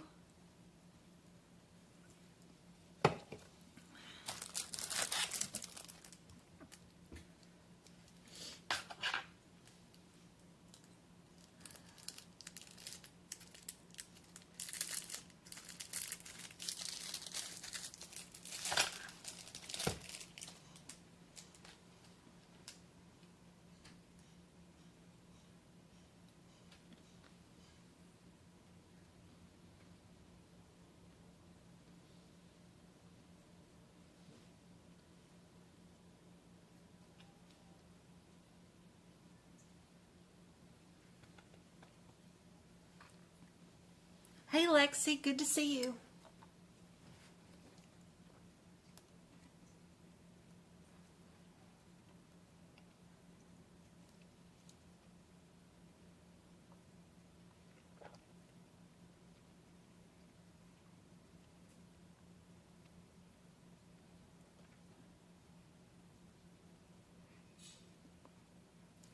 If we're doing a complete blood count and a comprehensive metabolic panel and a TSH, what panel are we drawing?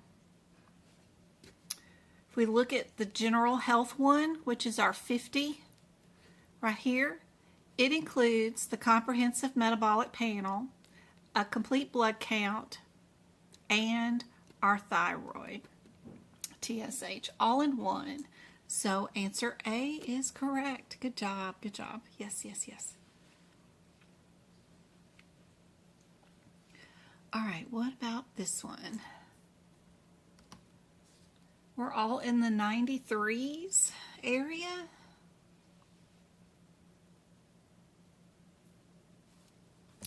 So let's go to, we've got two of them that start off with the same answer.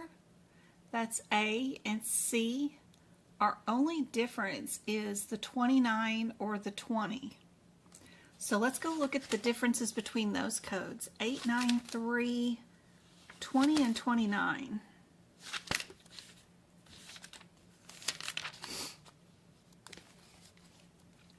Eight, 9, 3, 20 and 29. 20 is a child code you can't do anything with. You need to go look at its mama, which is 89300. It is an analysis, and then our 29 is an evaluation. Did we do a hamster test or a mobility test? Isn't that funny? I remember that song by Steven Tyler's band, Aerosmith.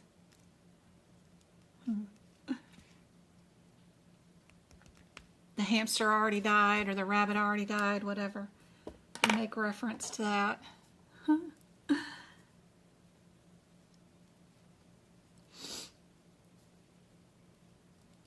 Yeah, Twinkle, Go-Kart was looking for one of my documents or something. I gotta email her. But if you get a chance, you can email it to her.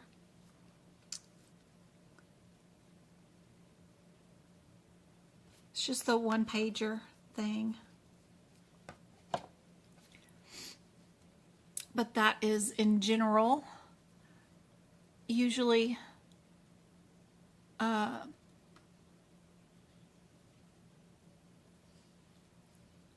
free on my website anyway. So if you're on my website and you go to resources page, you go to CPT book prep page, totally free.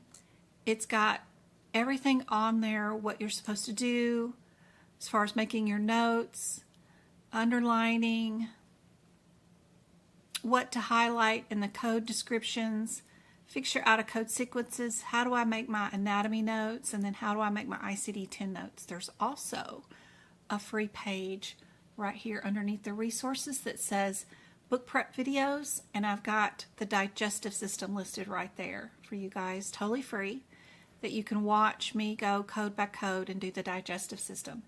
There's also a free blog here. If you go to the blog area, it has how to find a job, to coding infusions, to coding respiratory system, to MA surgeries, if you're looking for more integumentary help right there, hospital inpatient services, more job helping, and then more job openings, newborn delivery practice right there, and then just a ton of stuff to help you guys out. I write these little articles and do practice exam questions in them. Then there's a free practice exam question area right here with some free PDFs that you can download, and you can do these quizzes.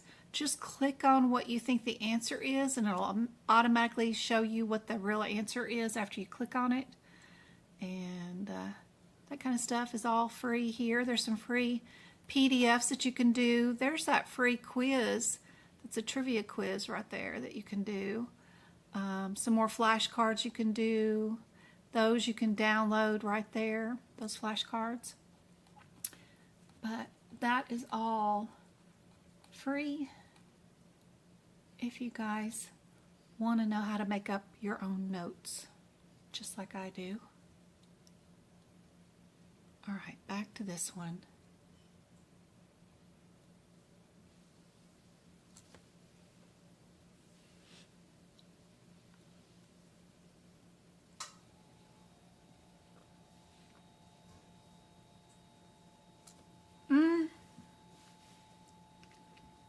So let's see, tomorrow I have to take Travis to Vegas for his doctor's appointment.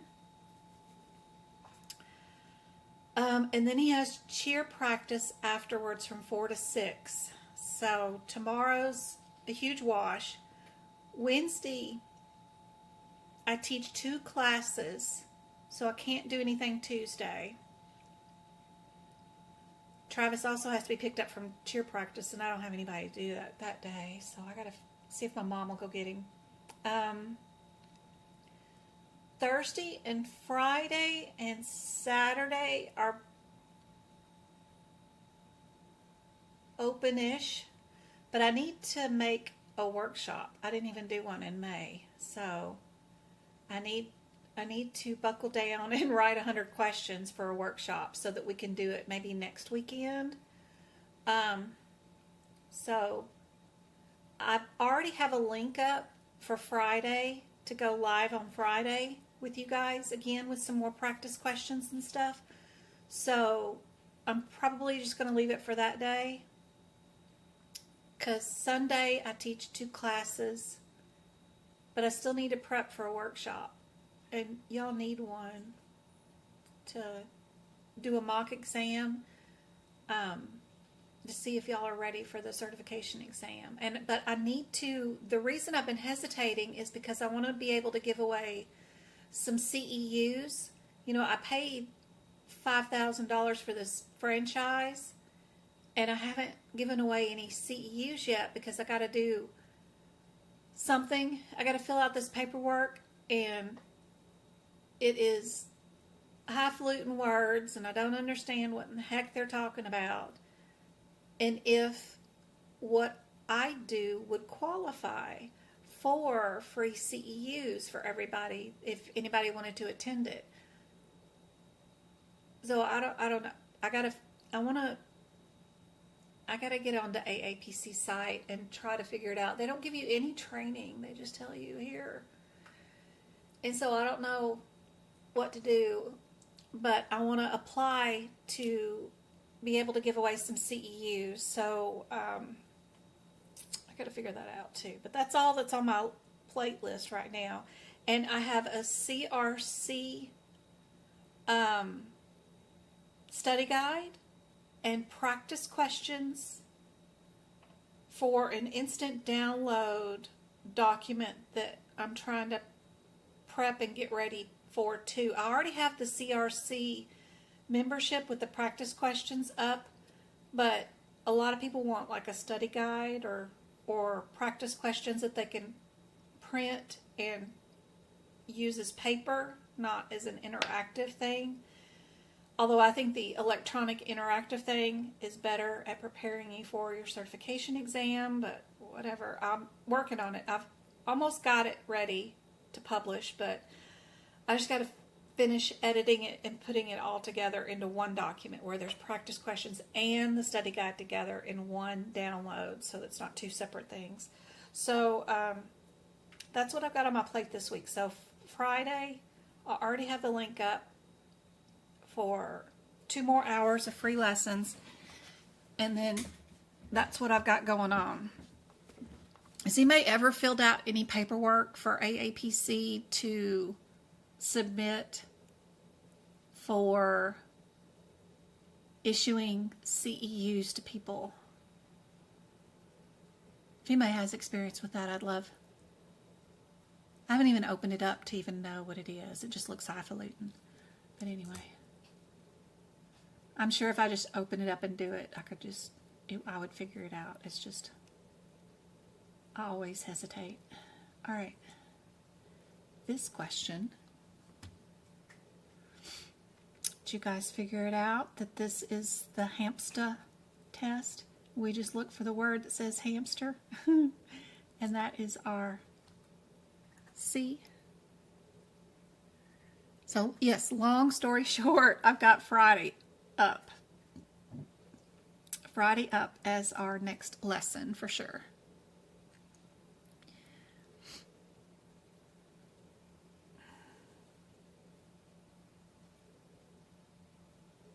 I still got to prep for my endocrine and nervous system lesson for my course people for Wednesday. Still got to do that.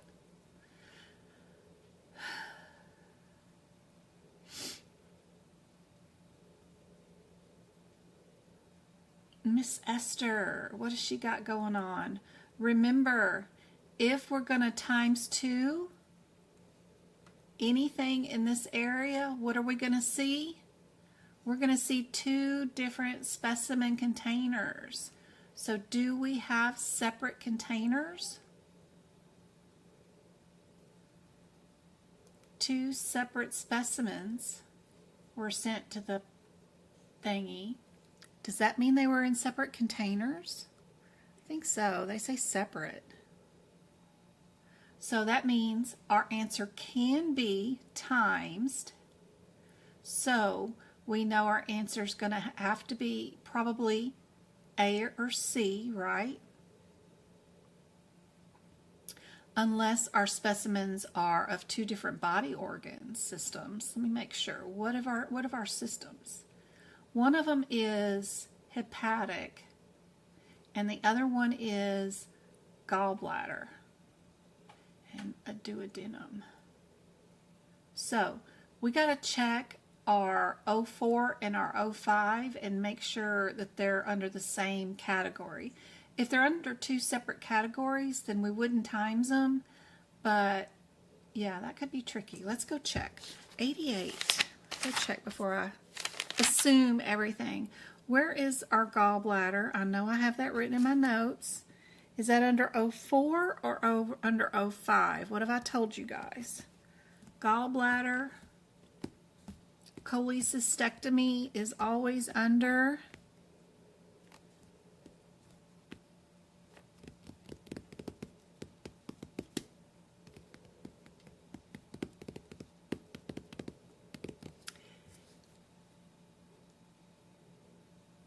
Cynthia says D. Why would we have, oh, I don't know if you could see because of the way I've got this exam question written. Let me see. Why is that? Okay. So D has no 26 modifier at it, but B has the 26 modifier on it. Who is performing the surgery and who is reading the results?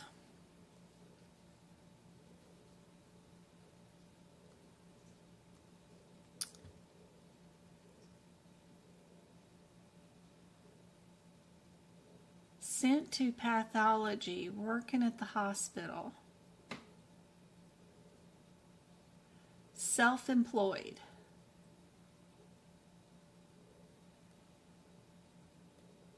So if this physician is in charge of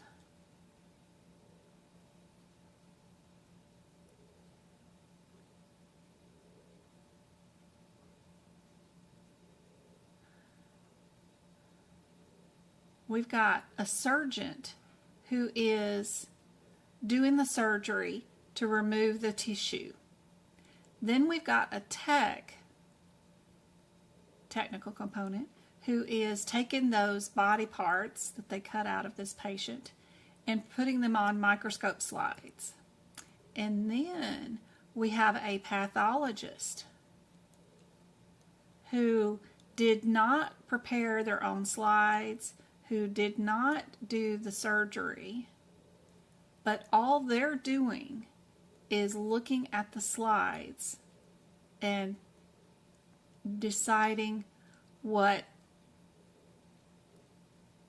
is the results of this. What is included when you do this CPT code?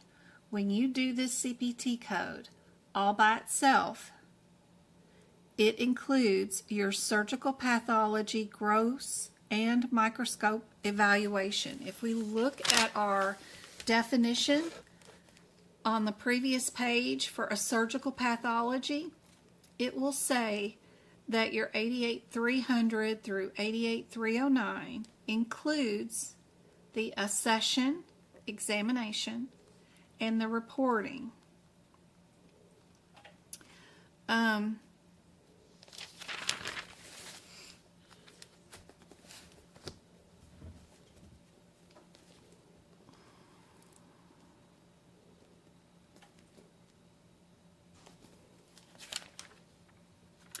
A specimen is defined as a tissue that is submitted for an individual or separate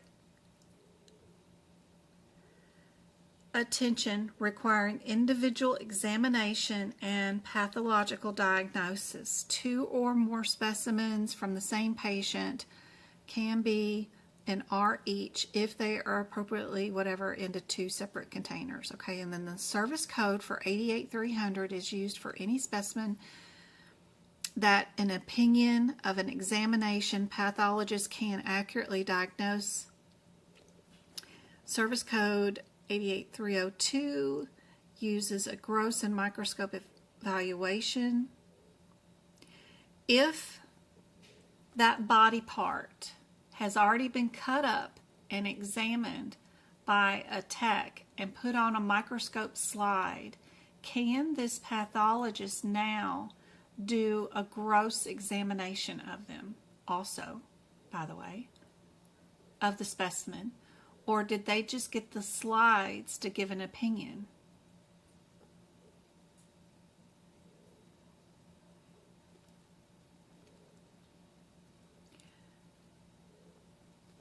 So we've got this one CPT code being billed, but we've got a surgeon, a tech, and a pathologist all putting their hands on billing this, right? Think of it that way. This code is supposed to cover all 3 positions, but we have a self-employed person touching this CPT code. Then we also have a hospital providing the surgical suite and all that stuff, which is the technical component of all this, the microscopes, whatever else is going on as far as inside the surgery room, right? All the hoses and biopsies and all that stuff. They're providing the technical component.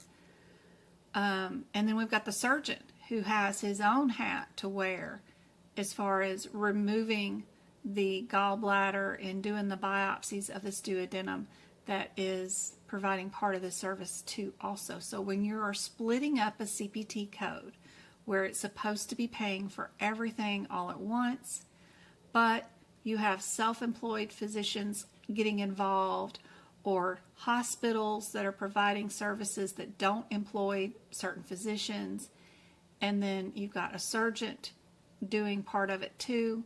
Everybody's going to throw on some modifiers. So if we're billing for just the pathologist today, the pathologist didn't make up the microscope slides like you're supposed to, that would be covered as part of this and billing this entire code. Their only job is to look at the slides that were prepared for them, like a la carte, not like a la carte, but like, somebody Ubered him the slides and they were already cut up and prepared for them. So all they had to do was use their visuals. So we would add a modifier to this to say that this procedure is just going to be paid partly for the professional component of this pathologist just to read the slides.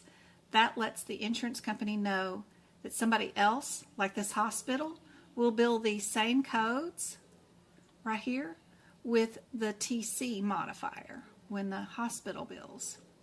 And hopefully the surgeon is involved and employed by this hospital, and then that would cover the physician and the hospital. But if not, the surgeon may bill their own set with their own 26, and then the hospital will bill their own 26 or TC, and then the pathologist would bill their own 26. It's crazy, but that's why we use the modifier. Anytime you see anything that splits apart a hospital and a physician on one patient getting biopsies, then you know you're going to have your modifiers, because that's going to split apart the billing to let the insurance company know that this code wasn't done by one hospital, one doctor, and one pathologist that are all employed by the same location. These people are all separate. So they're going to split apart this bill into 3 different billable services. So B is our answer for this one. Yes.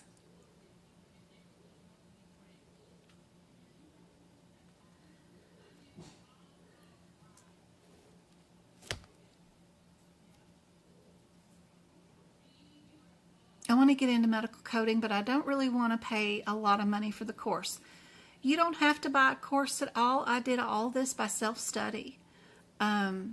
All you need is go to my pinned TikToks at the top up here, and I've got where do I start, that pinned TikTok, and it'll tell you exactly what to do. All you need is the AAPC study guide, which I do have on my website. I can get you a little bit of a discount than what there is on like Amazon. So because I am an approved teacher, but all you need is a study guide. So if you go to my website, Medical Coding by Jen, go to the shop, and you can just type in study guide. I got all these little search bars. Study. And it'll bring up the study guide right there.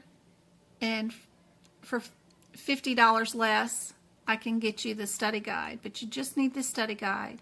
Page by page, it has everything you need in it for preparing for the exam. Then you need your CPT, ICD-10, and HIPICS book, and those I have listed in my Amazon store link right here on the main page of my website. Just come here, and everything that I've legitimately got right here is right here. So you need these 3 books right there. Get those 3 books from anywhere. This will tell you what the books' names are, and then you can do some Google searching and find them cheaper. But you need these 3 books, and then you'll go back to my website, and you'll go straight to this drop-down menu at the Resources tab and go to CPT Book Prep as soon as you get those 3 books. And this will give you all the instructions. Click on each picture and go do exactly what I said on that picture. There's just 8 pictures there. Go do what I said. And then you can also go to the book prep videos, which are right there under Resources too, and you can watch me book prep the digestive system with you, code by code, and that'll show you. Because this is an open book exam, you only need to pass the 1 exam. You don't need a course. And if you prep your books like I prep mine, and then you follow along with me with your practice exam questions, you'll be just fine. You need the study guide. You need your 3 books, your CPT, your ICD-10, and your HitPix book, and then you need to prep them and get them ready for the exam. And then you just need to practice a ton of practice exam questions. And you can go to the AAPC website, and you can go to the certification right here, view all certifications. You can go to CPC and do the drop-down menu that says prepare for exam, and you can just get the exam practice questions right there. There are A, B, C, D, E, F. I recommend at least D, E, F. Those are the better questions. Just put those in your cart for $80 and your membership, which is $200, and purchase those and practice those exam questions in their system, because it's the same exact electronic system that you'll use whether you do it in person or at home. Your certification exam, it'll be given to you in the same exact system as these practice exam questions, and that's all you need is those things right there. When you go to my website, there's also social media links, and if you go to my YouTube channel right here, this is what it looks like. All my upcoming lives, and when I do my next live lesson, it'll be right there, 3rd row down. But up here at the top, you've got all the videos, right? If you go to the short videos, that's all the practice exam questions that I have. These are like 10-second long videos. They're great to do practice exam questions with. If you do the live button, these are the last live lessons that I've done. So they're all with a date. You'll see that 6/6 Fridays is right here, but today's 6/2 is right here. So the one that I did previous was 5/20. The one before that was 5/19. The one before that was 5/15. You can watch these replays as much as you want. They have a ton of practice exam questions in them and more help. You can listen to my podcast, either me listening or reading out the ICD-10 guidelines and telling you what they mean, or the evaluation and management guidelines. I have some playlists that you can watch too, like if you want to do all ICD-10 book prep or all guidelines or CPT book prep. I have bundles of videos that are bundled up.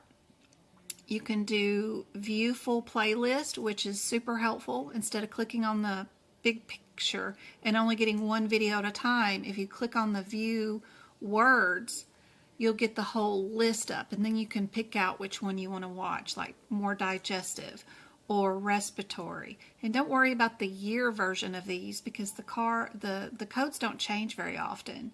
They might add 1 or 2 code, but the whole section is the same, so don't worry about it. Integumentary right there, all that kind of stuff. All those book prep videos are E&M. They're all right here. The other thing that is super helpful as far as the playlist goes is my workshops.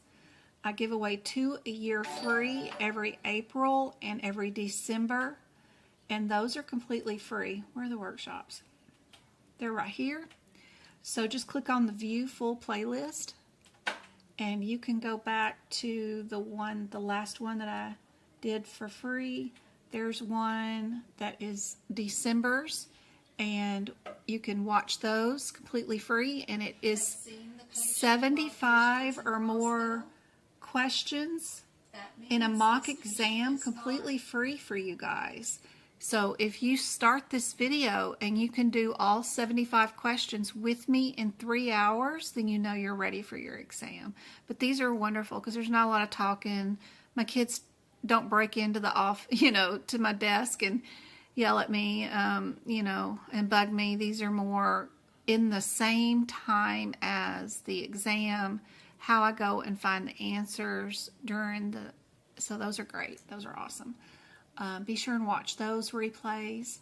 And then the last thing that I have on my YouTube channel is under post right there, tons of practice exam questions. These are interactive, but they're not videos, right? They're just practice exam questions. You're looking at my view, which will tell you the answer, but if you were doing this and you were in your own YouTube account, you wouldn't see the answer light up like that. These are just clickable. You just click on what you think the answer is, and it'll give you their answer and rationale. I've got a million practice exam questions right there, too. So, super helpful. Very cool. YouTube channel. So, come check it out. And hopefully that'll help you out a whole bunch.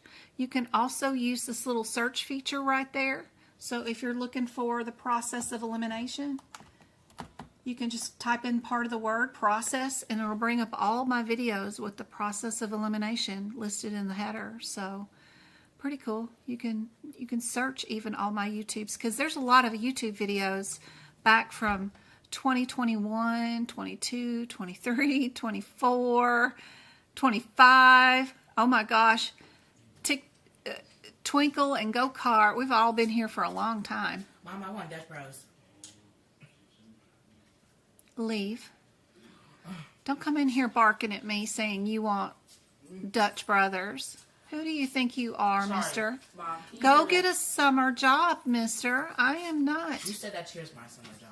It is. No, it's not. It is. And I've already paid $600 for you to go to cheer camp, so don't. You have a heart murmur. I do not approve of you having Dutch Brothers anything, Dutch mister. Brothers isn't even caffeine. Dutch Brothers is not caffeine. Since when? Since a while. Child. They have slushies. Child. Make a slushie. You're at home. You have plenty of ice. We got 2 ice machines. Go make your own. 16-year-olds. He thinks he's a princess. Oh, my Lord. Dutch Brothers. I do not buy drinks in town. I have drinks at home. He knows it. And you spend, even if it's just 10 a day times whatever, that's going in my Roth IRA and getting compound interest. That is not going to Dutch Brothers. I think I've been actually to Dutch Brothers twice in my lifetime, and I'm 54 years old. I don't spend useless money on drinks. I'll drink when I get home. He gonna get my feathers all fluffed up here. Okay.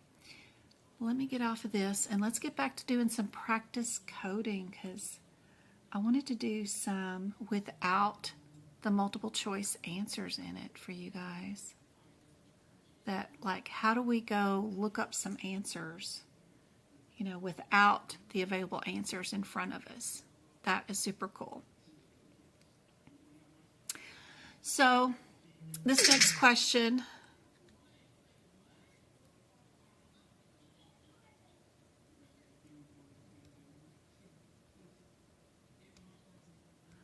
Yes, Joy, 100%. There is a list of positions open right now on my website under the blog or in my Discord study group that I post in every time I see them of people hiring without even a CPC, much less having a CPCA, 100%.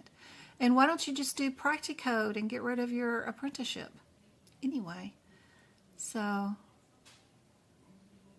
Yep. One of my last blogs has all the links to the actual business websites with the positions that are open right now as full remote positions. And if you're not following my TikTok account, when I repost, I've got several people that I follow that have remote medical coding jobs like prior authorizations or stuff like that. And I've got a couple of people that I love to follow that keep 2 or 3 medical positions open, and they're working them all at the same time during the same day, making 3 times the salary, like 80, 90,000 a year, because I've stacked 2 50,000 job an hour, a year, whatever, positions, like 2 prior authorization positions. And they're doing them at the same time, remotely from home. It's crazy. So, anyway, I copy and I post all their links of the jobs and the positions that they got on my blog and in my Discord study group. So go there and go find it. Plus, you got to network. This medical thing is not like a job. It is a career. You have to work in it. If you want to find medical coding jobs, then you need to network with people. You got to meet people. Does your chapter president know who you are? Do they know that you passed your certification exam? Do they know that you're looking for a job? Do you still attend aapc meetings? Does what's his name, Alex with aapc, know who you are? Do you post in the Facebook groups? Are you networking? Are you attending any of your local ribbon cuttings and open houses? So every time a medical building opens in your area, do you get notification? Does the Chamber of Commerce send you an email and let you know when they're opening up a new radiology wing or a new ambulance service in town?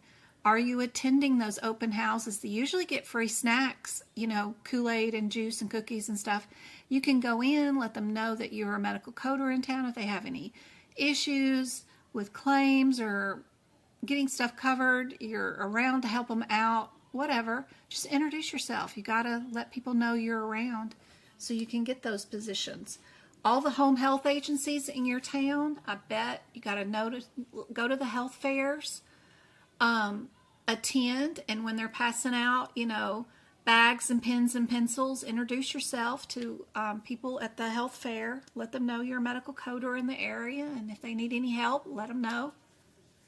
Check social media posts for physicians, chiropractors, home health agencies that are saying that they can't get stuff covered and they don't know how to fill out the claim form or whatever, like they're getting denied.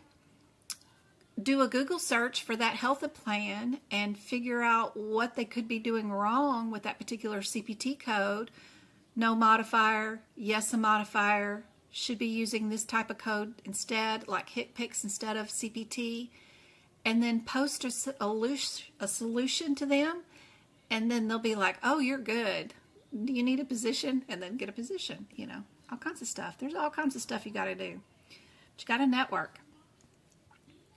Elevated PSA. Did anybody get this one right? Oh, Mermaid Moxie. She's been watching me for a while too, and that was your first attempt. Girl, you did better than I did. Good job, Mermaid. I'm so proud of you. That's awesome.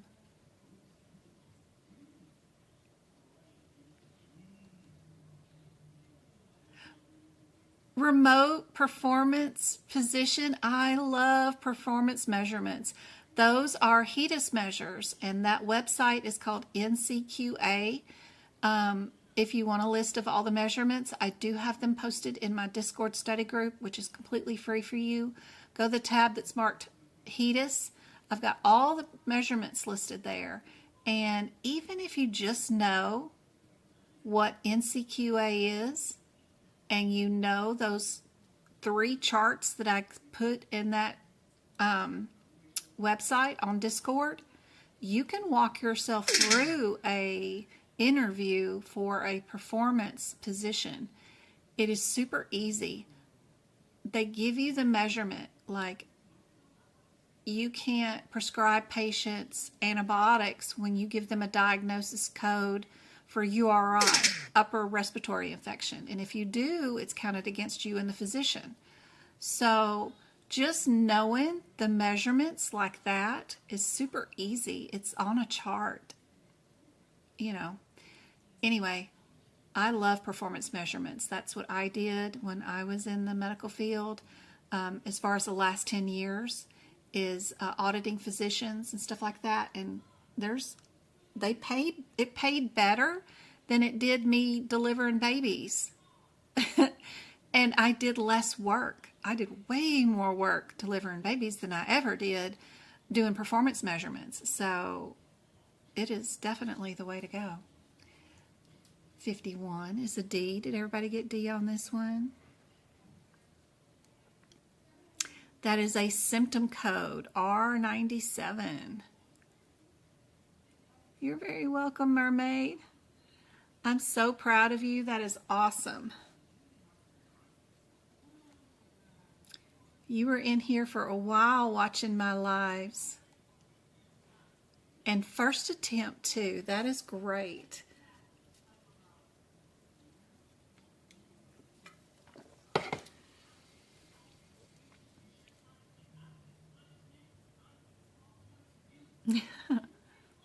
I'm happy to help, happy to help. That's my preference. I hope you never had to buy anything from me. You just watch my live lessons or the replays of everything, and you just passed with the helpful advice. That makes me extremely happy. That's awesome. Perfect. Are we reporting neoplasm of the breast for this patient, or are we doing a history of for this one?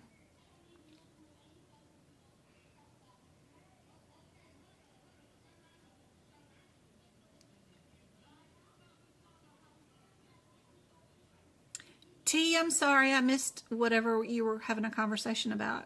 I don't know.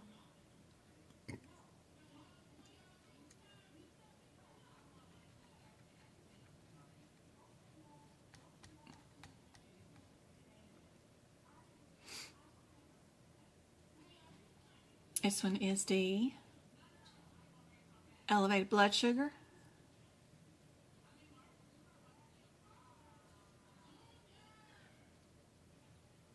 Are you going to be giving them an endocrine disease? Endocrine disease. Or is this just a symptom, an R code?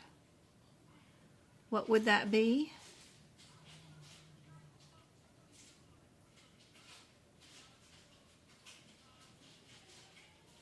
Probably just a symptom, right? Would we have 4 digits or 3? Just 3.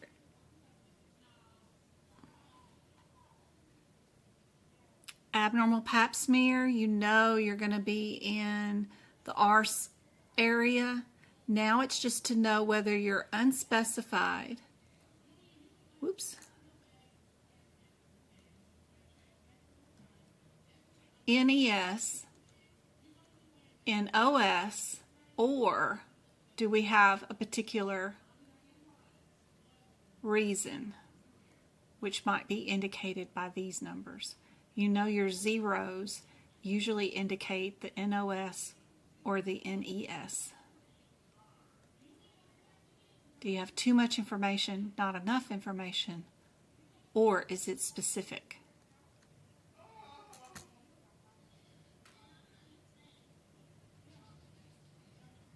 Hey, Clara. Good to see you. This one's D. We don't have a lot of information. We don't know what was abnormal. Was it a specific cell or something like that? So,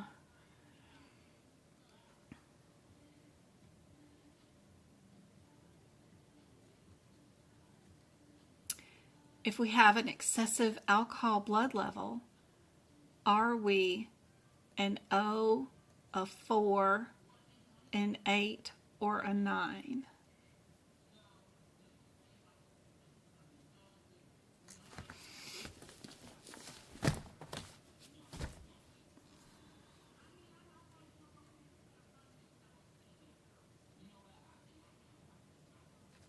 If we go into our ICD-10 book and you go look at your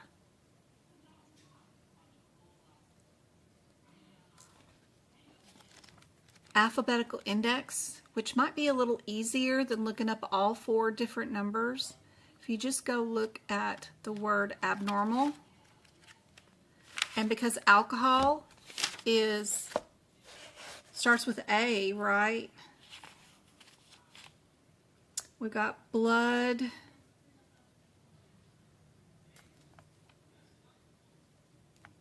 alcohol level,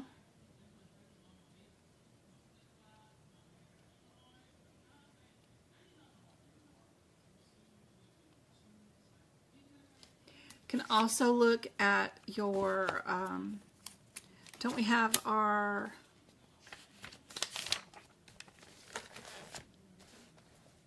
table of drugs and chemicals, right?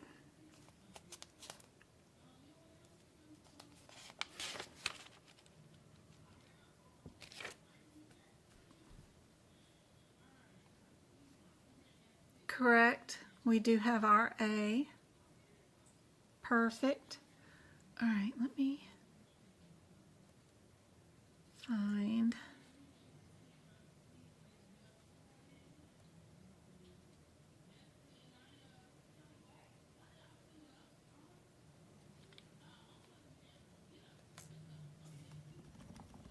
How do we find our, let me put this here, and then let's put this here. What's our diagnosis code for fever? How would we find it? In our ICD-10 book, right? If you're in the 2025 aapc version of the ICD-10 book,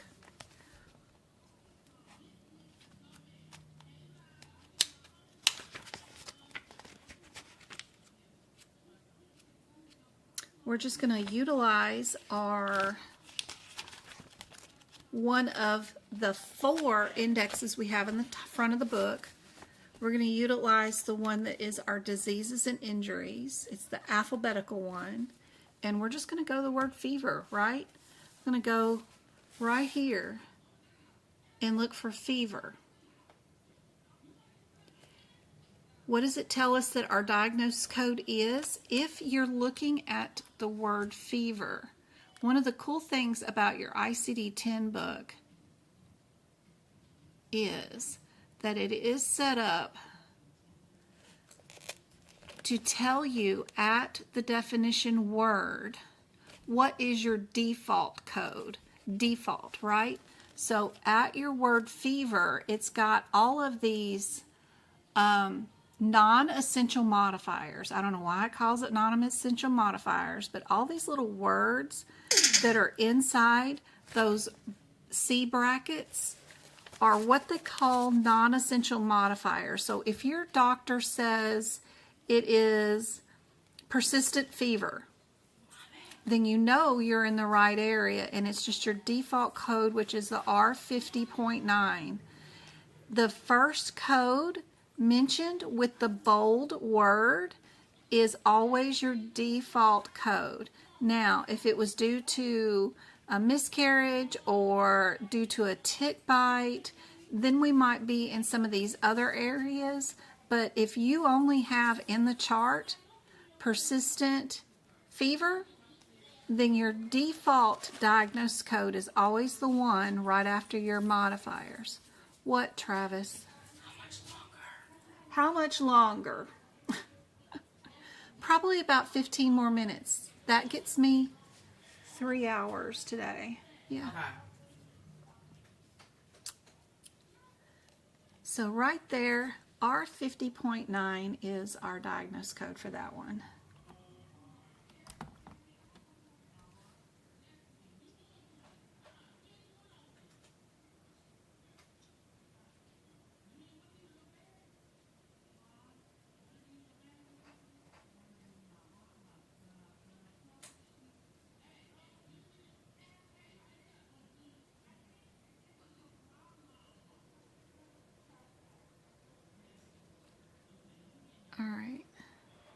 Let me find one that's a little bit more challenging for you.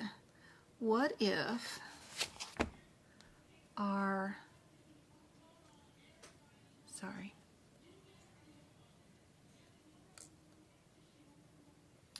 What if our diagnosis is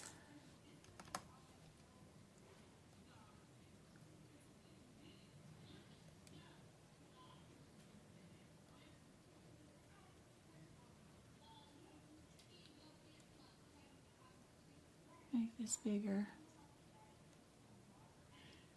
Get this out of the way.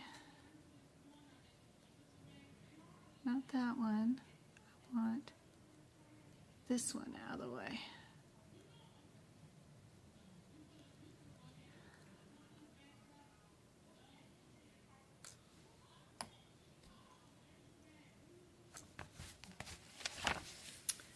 All right.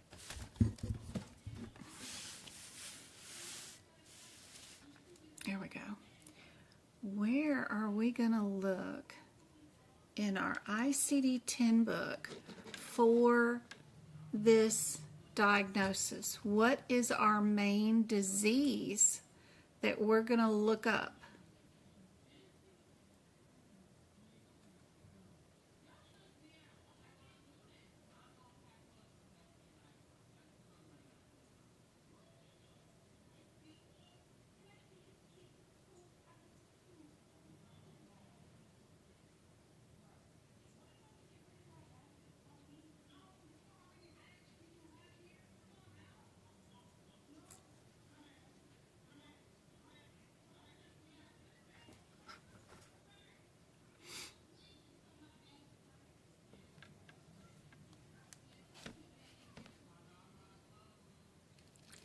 So if you had to look up this diagnosis all by yourself, where would you go?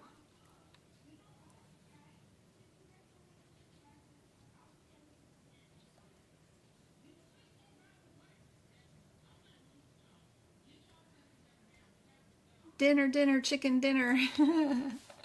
Yep, we'll do 10 more minutes. If we're here, we're going to go look up cataracts, right? So we're going to go to our alphabetical index, and we'll go to the word cataracts. And then I got to go prepare for Wednesday's class because I'm going to be gone all day tomorrow. So I got to go do some preparing for our endocrine and nervous system. That's a lot of explaining. So our cataracts right here, if you just look up the word cataract, it could be immature, incipient, but our default code is H26.9. But we have some more information. If we look at the other word, there is no code for our pre. So let's go look that one up. Let's see what we've got for that one. PRE.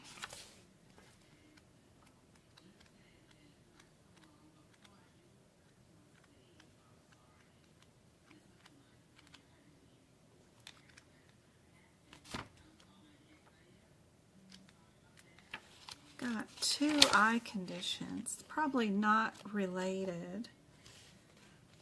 And if we look, we've got our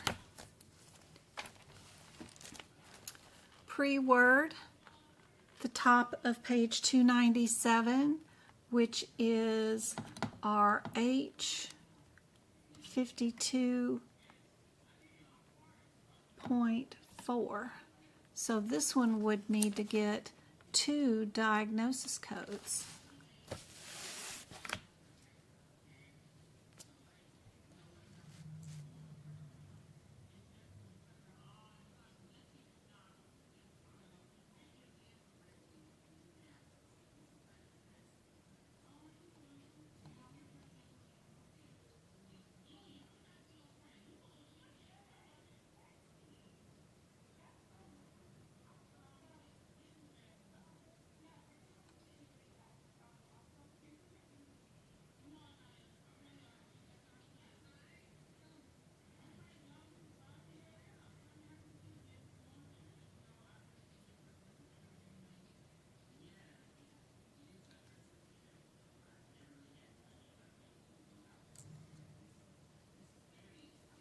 Okay, last one, and then we're going to go eat some dinner.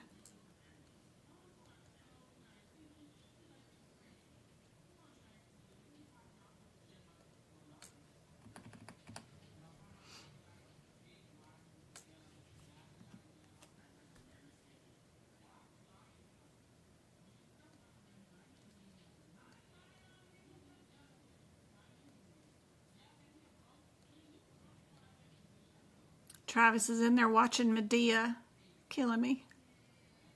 Can hear her just fussing up a storm at somebody. She's funny. All right.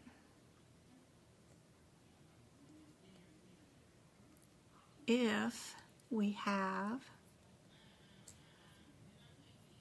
heel pain for 6 months, what are we looking up? What is our diagnosis we are looking at?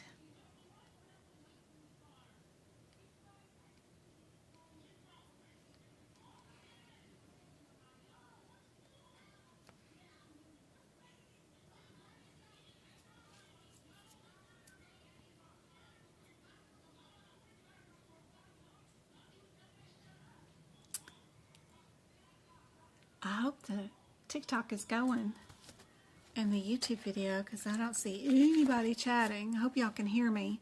But what are we looking up? What's our diagnosis? Anybody know our word? What's our diagnosis word? I got one pain and one heel.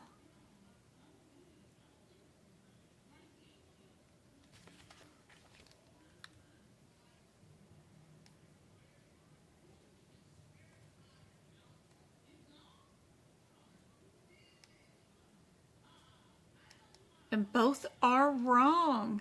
Those are both, well, the pain is a symptom of what? What was our diagnosis?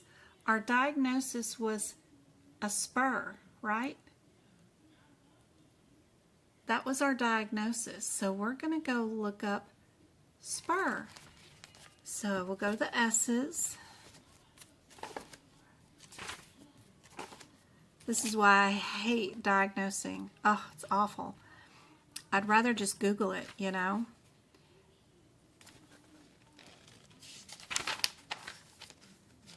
If we go to spur, and then you go to either bone or calcaneal, we get our bone spur, because it's not of the iliac crest, it's not on the hip, and it's not on the nose, but it is calcaneal, right? And if you know the bottom of your foot anatomy, right? If we go to our foot anatomy up here in the front of your book, we've got a foot, right? The calculus bone, calcaneus, the heel is marked right there.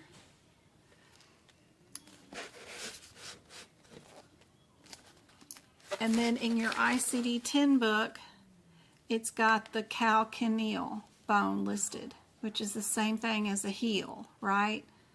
Oh, it's awful. That gets you to M77. And we need to know 3, right or left, right, or something like that. We probably we don't know right or left. It's just, so probably a 0. But if you know anything about your 4th digit, if you're a 0 or a 9, it's unspecified. If it's 1, you're a right. If it's a 2, you're a left. And if it's 3, you're bilateral. But we got to go back here and look just to make sure, but I bet it's a 0. If you notice inside your ICD-10 book, it's going to have a little check mark here after the 3. That means you need another digit.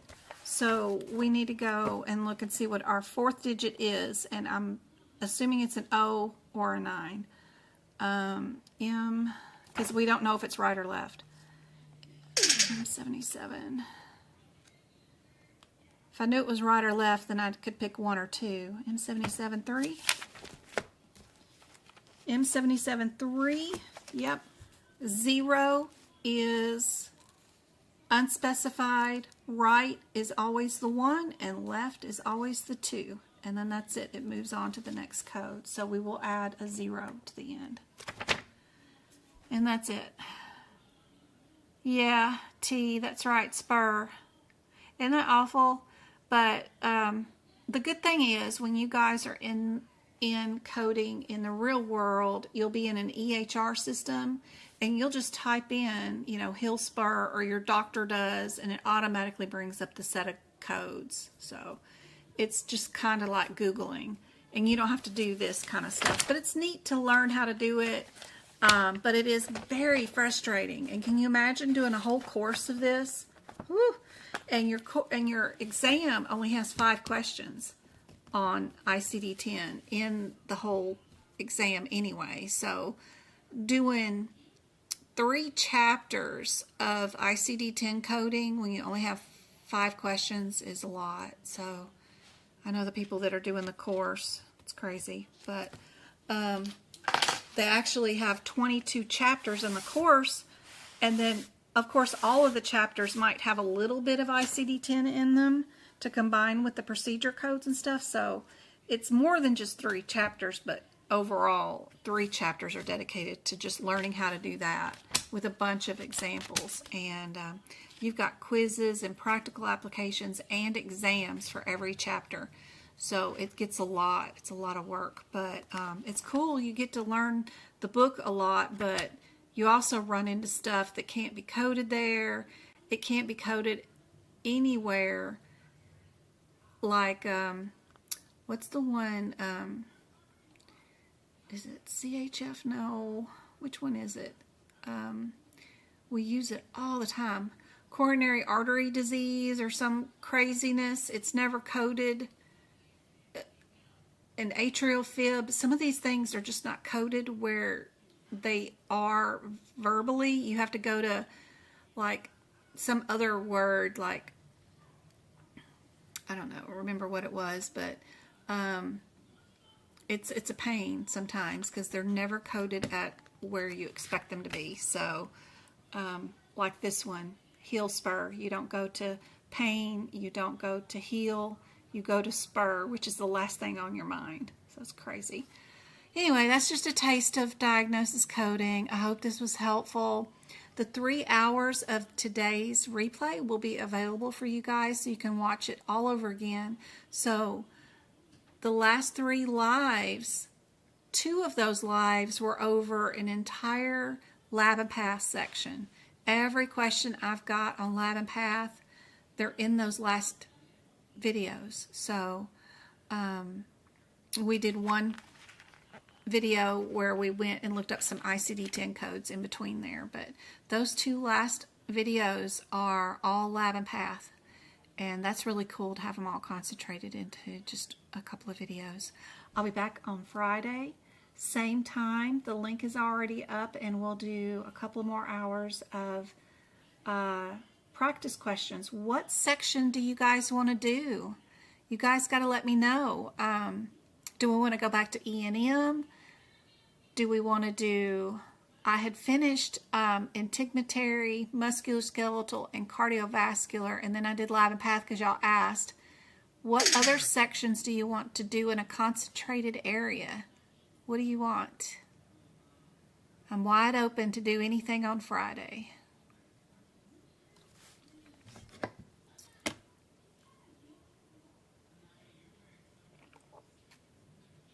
Friday, I've already got the link up. We'll do 2 more hours of practice questions. What do you guys want? Cases?